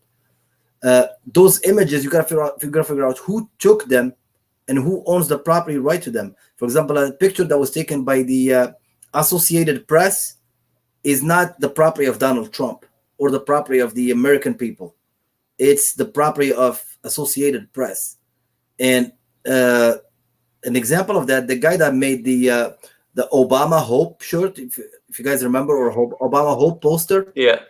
That guy, he made a beautiful design. He made it himself. But one mistake he made, the picture of Obama looking up, he used an image from the Associated Press, and he was sued for $700,000. Wow. I don't think many people have that sitting in the bank. Otherwise, they wouldn't be designing unicorn shirts. So be careful what you do, and so be careful what images you use. And then also there are people that you cannot use their images, whether they're royalty free or copyright or whatever. You can't use their images. Some people you just can't touch them. You can't. I mean, they're not fair game to anyone to use. Okay, if they're not in public office or whatever. And if it's not political, when I say trending news, a lot of people got terminated because making shirts for hurricane victims or making shirts for, it's Amazon stepped in like a year and a half ago, and they made it a no to design tragedy. Anything to do with tragedy, don't touch. Even if, one thing, guys, that a lot of people miss, they see a few t-shirts related to these big no stuff, right? Whether it is copyright or tragedy, up on Amazon, and they're selling like hotcakes, and they go, oh, if they are up on Amazon, it must be okay. No, it's not okay, because it'll be down. Give it a day or 2 days, it'll be gone. and along with it your account if you're one of those people. So don't enter something just because it is on Amazon, right? If it's on Amazon, it doesn't make it okay for you to enter it. You do your due diligence, you do your research, make sure it is okay, then you enter it. So if you're not sure, educate yourself about what's okay and what's not exactly. okay. Those shirts that you see in a 15K and a 10K BSR selling some shirts that they're not supposed to be selling. If you join them, it's basically like you went to some bus stop and you asked like, what's the destination for this bus? They say, oh, it's going to Termination Land. Yeah, Termination. Okay, I'm gonna join you guys. I'm gonna wait for the bus. Terminus. We're gonna stop right here, mate. Yeah, because when the Termination bus comes, it's gonna pick everybody. Yeah, and everybody's gonna get taken. And do you want to wait with them? Do you want to sit with them? Don't be that guy, guys. Don't do that, because they all get terminated. And and people love taking risks, man. Don't take that risk because it's your account. Your account can make you so much money. You know, if you're in tier 10 and you're not making a lot of money, don't worry about it. Give it, a few months, a year or 2 years. Look at the long term. Don't look at the short-term wins, which will, lead to you being banned on Amazon. Don't do that, right? Yeah, don't do that. And I keep repeating it and harping on it and drumming it into people's ears because they need to listen to this. Don't do something that's going to land you into, like you said, the termination lane. Don't do that. Yeah, exactly. And the funny thing is that some people, they believe, because with the internet gave this wrong impression to people that anything can be hacked. Anything they want to get, they try to hack it. So they figure, you know what, with merch by Amazon, if I lose my account, it must always be a way to get back in. Okay? You don't want to do that. God forbid I lose my account after all the work I put in. I don't want to start over. And let's say I start over. Amazon said that I'm not allowed to have a second account. So let's say I start over and I upload like 10,000 designs. It took me like a year to upload 10,000 designs. And then Amazon catches me and they close my account. Oh my God, that would be a wasted year. Because in order for me to get back to the high tier, I'm going to have to design a lot, keep low prices, sacrifice profits, whatever. And then Amazon comes and wipes all that away from me. So don't do that. Don't try to hack Amazon. Just play by the rules. Anyone that tries to trick the rules, they get terminated. And something else that I noticed, a lot of people too coming in the groups and they think that we are together, we're going to find a way to fool Amazon. If you come into the groups and start asking questions like, hey guys, can I sell my account? Can I upload this? Can I do this keyword to trick this Amazon? Can I do this? I mean, people are going to hate you. People are not there trying to trick Amazon. Most people in the groups, they're working hard. They're trying to get their businesses going legitimately, and nobody's going to support your question and tell you. If somebody supports you and you ask for something illegal and someone supports you, you know that you may as well hold the hand and go look for that termination bus together, because neither of you is going to last long on Amazon. No, exactly. And one thing I was going to say is, don't come into groups and say my account has been shut down. There's no way anybody's going to help you to recover your account, because this simply is not possible, right? Don't go back to Amazon and say, please give me my account back, because they're not going to give you your account back. They'll just answer you. They'll probably answer your question with some automated email, and you're not going to get your royalties. You're not going to get your accounts back. It's a one-shot opportunity. One try. You mess it up, you messed it up. That's it. It takes 30 days to 60 days to get paid from the moment you score a sale. It takes anywhere from 30 days to 60 days to get paid. So those shirts that you see in tier 15,000 and 10,000 and 5K, those shirts they're not going to get their paycheck for 30 to 60 days. And in most cases, they're going to be terminated before that paycheck happens. So exactly, don't follow them. Don't follow them. I mean, it's money for Amazon. It's Amazon that's gonna make that money. They've scored a lot of sales. They're gonna hand it over to Amazon. They're gonna walk away. Amazon doesn't want that money because they don't want the trouble, because it's not worth it for them, because When the big companies get sued, they don't get sued for $500. They get sued for big money. That was just a pod service that got that lost a lawsuit to Harley Davidson because of some silly users like this, and they end up losing $19.2 million to Harley Davidson. It was payday for Harley. I mean, it's a big check they received. Thank you, Infringing. Yeah. But the website is not going to like that. Amazon does not take chances. They don't wait like other websites until it gets really bad to start removing stuff. Amazon, if they notice something, they're gonna get rid of you right away. And when you upload something infringing, what's the best case scenario that would happen for you? Is that shirt will start selling very well, right? You know what else happens when that shirt starts selling very well? It becomes noticed. Yeah. You can't stay under the radar and have a BSR of 2,000. There is no way you're gonna have. There's no way. Of 2000, because those brands are going to see it somehow. People are going to report it to those brands, right? And those brands are going to come to Amazon and say, what's going on? Why is our shirt, why is our brand being mentioned in your website? Why is it on a shirt? We've never authorized this. Can you look at it? Amazon will go ping, ping, ping, ping, ping, take everybody down because they don't want to be sued, right? Yeah. And I've seen, for God's sake, a Givenchy Paris t-shirt. Have you seen it? Yes. Givenchy Paris. And you know what? They write it with like hyphens in between, like G hyphen Venchy, thinking that Amazon is not going to clock it. Well, initially, the robot is not going to clock it because of the hyphen. But afterwards, when it starts selling, it will get picked up. So don't even try it. I've seen lots of different infringing stuff like that. This is like pure no-no, man. Don't do it. Don't think you're going to trick Amazon by putting a hyphen. If it starts selling, it will be picked up. And guess what? It will go to the dogs afterwards, right? It will go to the dogs. Yeah, the whole account will go to the dogs afterwards. Yeah. And Amazon, if they close one of your accounts, I'm sorry, they don't just close your merch account. They're going to close. So if you have a KDP account that you've been working hard on, if you have an FBA business, if you just like to buy on Amazon, they're gonna divorce you. You might just go on your computer and delete Amazon.com from your dictionary because Amazon doesn't want to have anything to do with you after that. Okay, so why do that? I mean, it's the #1 company in the world. It has so much opportunity, both as a buyer and as a seller. It's giving you a chance, and especially from, I mean, I'll take that back. If you're doing merch by Amazon, one thing you gotta remind yourself, just like if you're trading in the stock market, it's a level platform.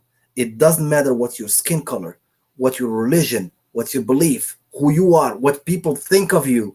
If people put you down or if people revere you or whatever, you have a level opportunity as everyone else. Absolutely. You can actually get behind that keyboard and prove to the world what you are, okay? And unfortunately, a lot of people never give themselves the chance to do that, okay? They might have some skill. They might be able to make some cute illustrations. They might have some funny quotes of themselves. They might be able to produce, I mean, everyone's got some skill. Everyone's got some type of skill. But they come in on merch on Amazon, and if you don't believe in yourself, who's gonna believe in you? Okay, it's just you and the keyboard.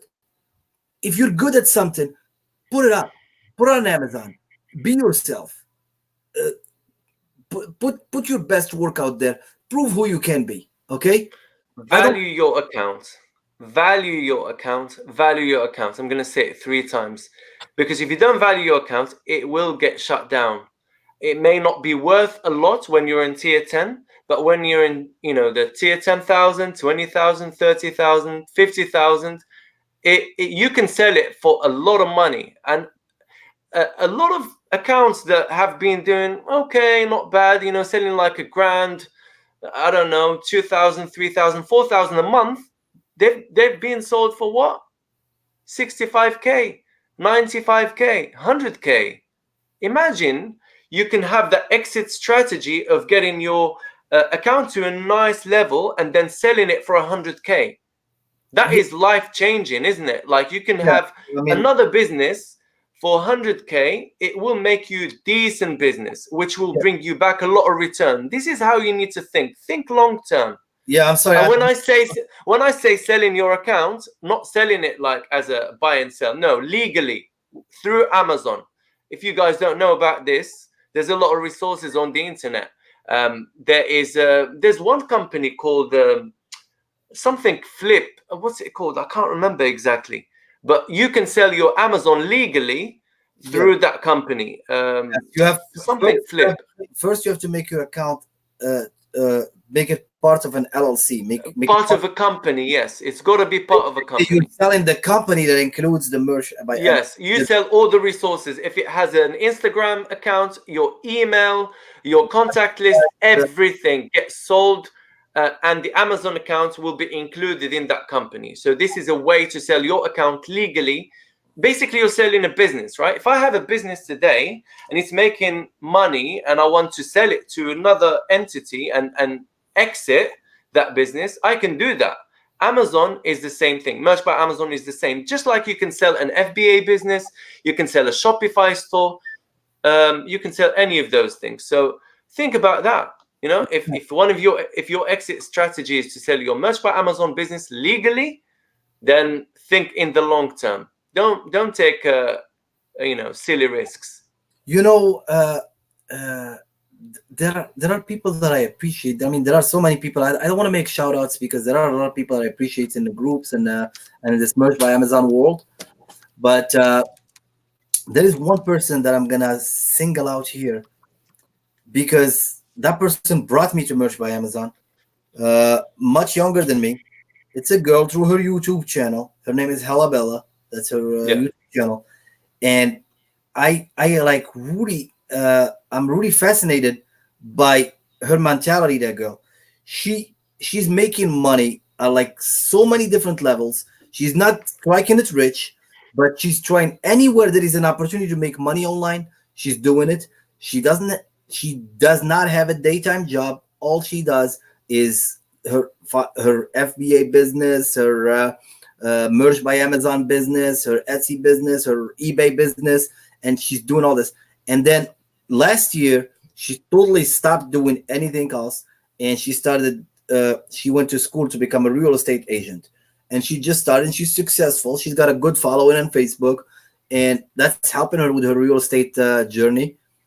But the amazing thing is that I was watching I was looking through my YouTube feed, and I saw that I had an old notification from YouTube that she had uploaded a video about merch by Amazon. I was surprised because she hasn't in a long time.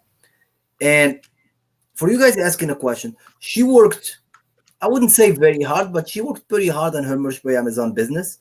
And then she totally left it for a whole year. And for the last year, it's averaged about $850 a month for her. This is money that was coming into the bank. This is like owning a rental property. That $850 was coming into the bank every month, and she hasn't even been touching merch by Amazon. She hasn't been logging in, she hasn't been doing anything, and that money has been coming into to her bank account. It's been like on a downslope because when you don't upload, you slowly lose momentum. But nevertheless, it was $850 a month that just kept coming to you. It's like somebody came in and said, you know what? I'm going to pay your mortgage for you. Don't worry about the mortgage. I got this. You take care of something else. So merch by Amazon has a lot of potential. And when you realize the potential that it has, I mean, you can make money that you cannot make with a degree. You can go to school for the rest of your life. Literally, man. And the potential that you can make with merch by Amazon can be much higher than that. Okay? Because there are people that are making 6 figures in a month in merch by Amazon. That is crazy, right? I'm talking about it's awesome, man. At the end of the year. Okay? If you designing clowns and unicorns and whatever, and then you get a payment for $112,678 to your bank account from 1 month's work, that thing is very valuable. And people, when they get to that level, the first thing they thank themselves, they say, "Oh my God, thank God I never touched anything iffy, and I valued my account. Exactly. I made it to where I'm at right now. Because they thought about the long term, what they could become, not like the short term of, I want this quick win. I want to upload this design that's going to sell 100 times, and then what? Your account has been shut down. Don't do that. Yes, don't do that to yourself. I mean, believe in yourself, work hard, learn how to design. I said that in the beginning. I keep saying it. Learn how to design. If you don't have to, if you don't have a daytime job and working overtime or whatever, and you don't have time to upload or design or whatever, I would say, okay, you might hire some designers, but you're going to struggle to find good designers, because I'm telling you, 9 out of 10 designers out there, they're not designers. They're just calling themselves designers. Yeah, exactly. So, or the good designers, they're charging a lot of money. Yes, they're charging $50 a pop, $50 per good design. So, many people are not going to pay that much. Yeah, so you might struggle until you find those few, that guy from the Philippines that's a good designer, just wants to make a living. But most of those are taken by now, because figure how many merchants are there. Everyone is looking for that guy, okay? And not only you. And they're giving them bonuses. They're trying to keep them. Anyone that I know that has a good designer, they're giving them bonuses. They're giving them, holiday gifts. They're giving them stuff just so they can keep them.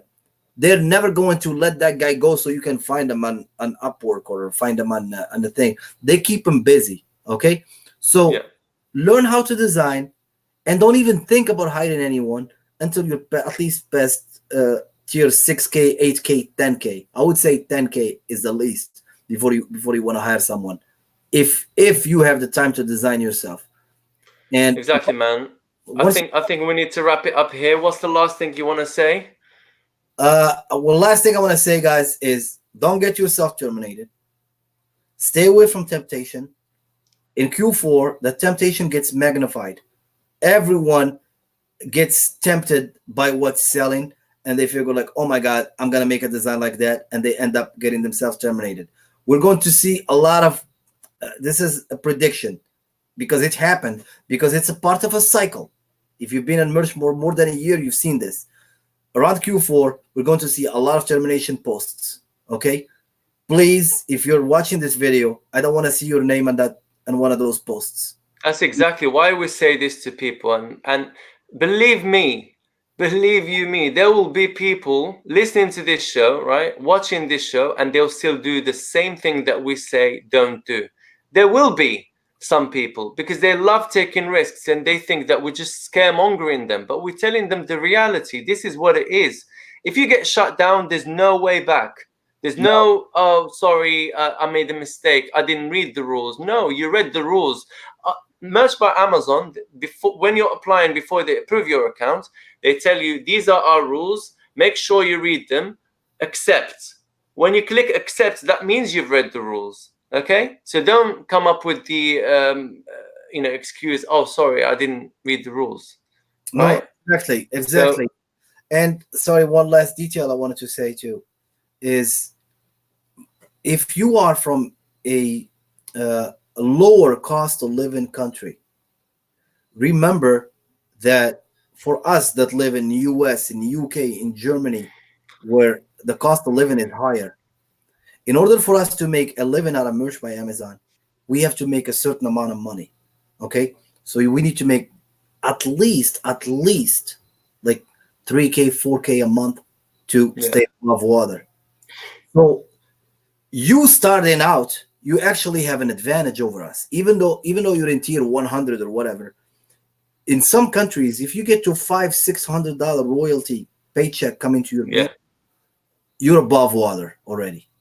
For us, above water needs to be 3-4K a month from Amazon to be above water. That's a massive advantage, isn't it? So you have a massive advantage. So don't start competing yourself with us, because you don't need to get what I need to get to become profitable. I have a much harder task. Or in other words, I need a tier 10K to make a living. You need a tier 1,000 to make a living, because you can make a $500-600 royalty with tier 1,000. Okay. Yeah, that's right. So And there are other things too the reason they say, well, you gotta think, why did he say 10 times? Here, I'm gonna tell you why it's 10 times.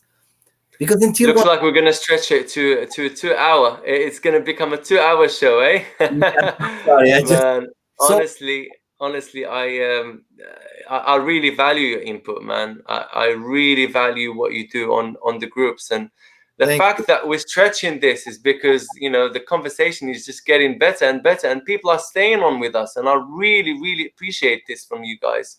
I'm sure that you have a lot to do designing. Maybe you have kids that you need to put to bed or stuff like that, and you're staying with us. So that's amazing, man. Really appreciate it. no, Really appreciate it. I Go on, am, let's stretch it to 2 hours, but we need to stop at 2 hours. Yeah. yes. So the reason I made it 10 times, I said I need to get to tier 10,000 to make a living. You need to be at tier 1,000. The reason too is because tier 10,000 does not mean it's equals to 10 tiers 1,000, 10 of the 1,000 tier. The reason why is because in tier 10,000, I find myself having to upload one design to 18 different products so I can meet my daily uploads. So I'm cutting corners. In tier 1,000, when you have limited slots, you're actually treating them with a lot more care than I can. You're taking more time to upload. The guy in tier 10, that guy can spend a whole day making one design, then upload it to Amazon, look at it, take it back, adjust it, upload it again. That guy can take his time. The guy in tier 10,000 or 20,000, he can't do that. So anyway, I see Monte is here. Welcome, brother. Good to see you on the show. Uh, Monte said, "Hello, Bella." Yeah, I love that girl. She's a good hustler, and I'm I know, man. I know. all the success. I've only heard of her from you. I haven't seen any of what she's done, but from what I've heard, just good things, man. That's great. Yes, she's what you want to say? She's a good hustler. I mean, I always be indebted to her. She brought me to Merch by Amazon. I used to follow her for my FBA business, and she's a hustler. She used to document her what do you call it? Shopping trips and stuff for FBA and or retail arbitrage trips, and I used to enjoy that. And then one day she was talking about the money she just signed up for Merch and the money she made. I was like, oh, this is cool. Yeah, this is a good thing to explore, and a good thing. So it depends who you listen to. So when I was listening to her, she was talking about not infringing and staying away from copyright, staying away. So it helps you in the beginning of your Merch career to listen to people that are going to tell you some advice. I gain nothing if you guys stay on Merch or get terminated. But just out of good faith and a good heart, I'm telling you, please don't get yourself terminated. Yeah. I know firsthand that people in third world countries, okay, sorry if this world offends you, okay? Well, it's the reality, right? How else would you describe, Yeah. a certain population, right? We live in a time where everyone is offended now. Everyone is offended. You can't even say a joke anymore. Everyone is offended. So anyway, to make a very long story just long, if you live in one of those countries, you probably need that money, okay? Because there is less opportunity than the US. If somebody in the United States gets terminated, it's easy, or in the UK, it's easier for them to go find another source of income. It's harder in those countries. So if you got that golden egg in your hands, don't throw it away. Merch by Amazon would be a golden egg, because you have don't mind me when I tell you you can let me just interject right there, and I think it's also a question of maybe it's a cultural thing, maybe it's an upbringing thing, that they think, oh, I can get away with anything. I can get away with anything. Oh, Amazon, don't worry about it. They're going to be fine. They're not going to shut my accounts. I'm going to try, and I'm going to try and trick the system, and they're not going to catch me. But And then if they catch me, I'm gonna say, I'm so sorry. I'm so sorry. I made a mistake. Can you please, please, please forgive me? And they think they're gonna start begging. And if they start begging, Amazon are gonna say, okay, no problem. We're gonna give you your accounts back. It doesn't work like that. There's no begging. There's no mercy. There's no I'm sorry. Don't try. And you know, I was brought up in Morocco as well. I was born there, and that's the kind of culture. And that's the kind of culture that they have. You know, they think, I'm just gonna say I'm sorry and it's all fine. No, it's not like that. Sorry is not an eraser. It works overseas. It works in some cultures. It does, because to Amazon, you are nobody. Amazon has no feelings for you. Okay. Yeah. If you have 100,000 listings in Amazon, you are disposable and you are replaceable. And Amazon does not care to baby you and give you second chances and stuff. Of course, there are humans behind the computers. If they notice that, like, I uploaded a T-shirt and I put in Shark Week, my stupid self thought that Shark Week was like a national event, like something. I didn't know that Discovery Channel owned Shark Week. That it was they owned it. I thought it was just Shark Week, just like there is I don't know, Black History Month. There is a Shark Week, you know. And I upload the T-shirt, and Amazon, they must have just look at it and they say they rejected the shirt manually, and they probably just said, you know what, this guy just made a mistake. You know, look at his history. He's not trying to infringe it. Not. But if you're typing in Gucci _ gold, comma, plus sign, love, whatever. I know. Yeah, if they see that, they say we don't need this garbage over here. Don't exactly. Do it. And the other thing that affects them, for people coming in from some countries, is that their first experience with the internet, when they join the internet, I see them all the time in their groups, in the YouTube channels and stuff. They're always trying to find a way how to hack something. Anything they do on the internet is how to get a code to get a free Uber ride, how to get a website without having to pay for it, how to do this, how to do that, how to get a free software, how to get a bootleg something, how to get. So this is what they do. I mean, to be a champion of the internet is somebody that can get a lot for nothing, somebody that can trick the system the best. And then they come in with the mindset to merge by Amazon, and they just say, okay, let me see how I can trick the system. And when somebody gets terminated in front of them, rather than taking them as a lesson, they say, oh, he just wasn't good enough to trick the system. Let me show him what I can do. And basically to Amazon, they just look like flies coming to the zapper. You know that electric zapper? Yeah. Yeah. And anyone that sees the zapper, they go like, okay, let me show that zapper what I can do. Yeah. All he can do is fall flat on your face. That's it. Okay. And then another fly will come, and another fly will come. Exactly. And I wonder how many you're not, we're not the first people to say this, but still people head straight towards the zapper all the time. And I wonder, what does it take to get people to actually just change your mindset, change the way you think. It's Amazon, you're not going to trick them. You're going to make some money. I think what will help people change their mindset is us keep talking about it. The more we talk about it, and the more we show them the consequences of doing the things that they're doing, the more they start realizing, oh, actually, maybe they're right. And the more they see a pattern, the people that are doing the things that they're not supposed to be doing, they see them getting banned, and they see them getting terminated and not getting their accounts back. And hopefully this might be just the thing that will give them some sense, show them some sense, you know, show them that actually we need to change. And the more we talk about it, the more they start realizing, yes, we should start changing our ways. We should start following what these guys are saying. Like I said earlier, we're not scaremongering anybody. We're just trying to protect you guys, because I see this in my group all the time, and I'm sure you see this in your group all the time as well, Samir. People saying, oh, guys, I've lost my account. My account's got closed. Come crying in the group saying, how can I get it back? Well, the short answer is no, you can't get it back.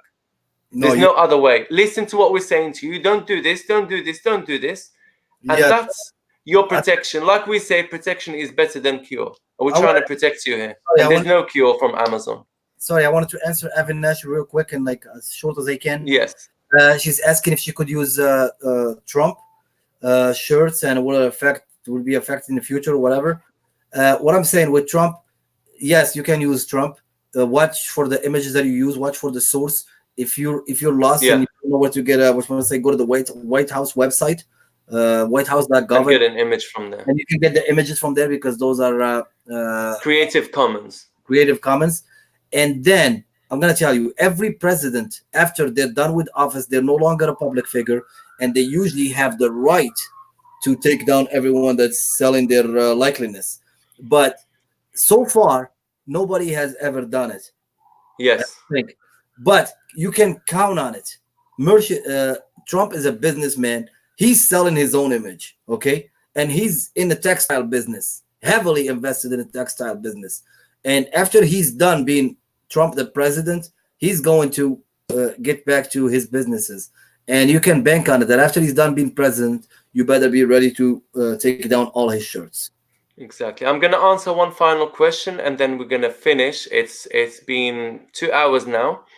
So what about using a trademarked sentence composed of three words in a sentence composed of 8 words?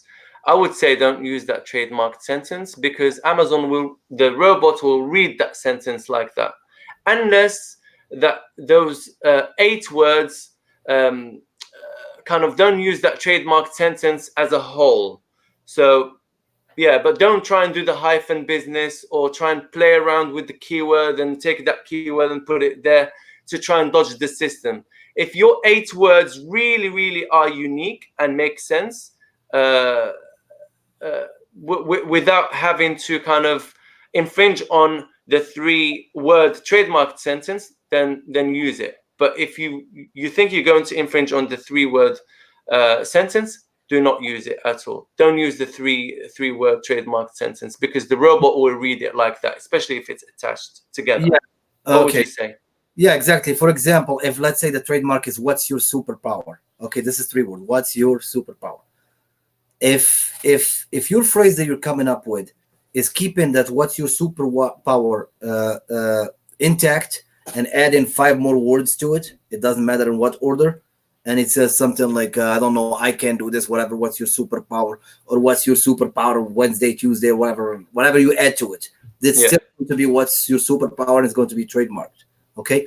But if you're using a phrase that has the word what and has the word yours and has the word superpower, but they're scattered. Okay. Like superpower, my superpower is this. Whatever. What about yours or something? That's different. Then you can use that. They're not gonna claim. They're not going to claim ownership of the whole dictionary. But if you're keeping what's your superpower together or close enough to where it might lead to confusion, then it would be an infringement.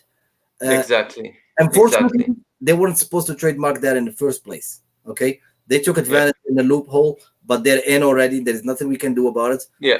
Once you're in, you're in. So unless you have a lawyer, you have money to spend, then you can take them down. And I doubt that somebody wants to spend money to take down a phrase like "What's your superpower?" Exactly. On that note, we're gonna end the show. It's been 2 hours and 4 minutes, man. Amazing. It was, and we've kept the audience going. I would like to think they liked the show, and from the comments that we've been getting from you guys, we feel that you liked the show. So thank you so much. In the comments below, if you can put some suggestions on how we can improve the show, what you'd like to hear from us next week. So any suggestions, any comments would really help. Subscribe to Samir's channel. If you're not a subscriber of my channel, subscribe to my channel. I'm going to leave Samir's channel down below in the description. Check out my website. Let me see if I've got it right here. I plan to it's basically a blog and I've got shopping there. You can check those things out as well. So yeah, it's been an absolute pleasure, guys. Thank you so much. Really, really enjoyed having you on. Samir, one final thing, a couple of words to stick in there, and we can say goodbye to our lovely viewers. Okay, I say thank you everyone for joining in. Thank you for sticking around for so long. This was a marathon. Really, 2 hours and 4 minutes. This is like around the world record for the fastest marathon. So we did actually run a marathon together.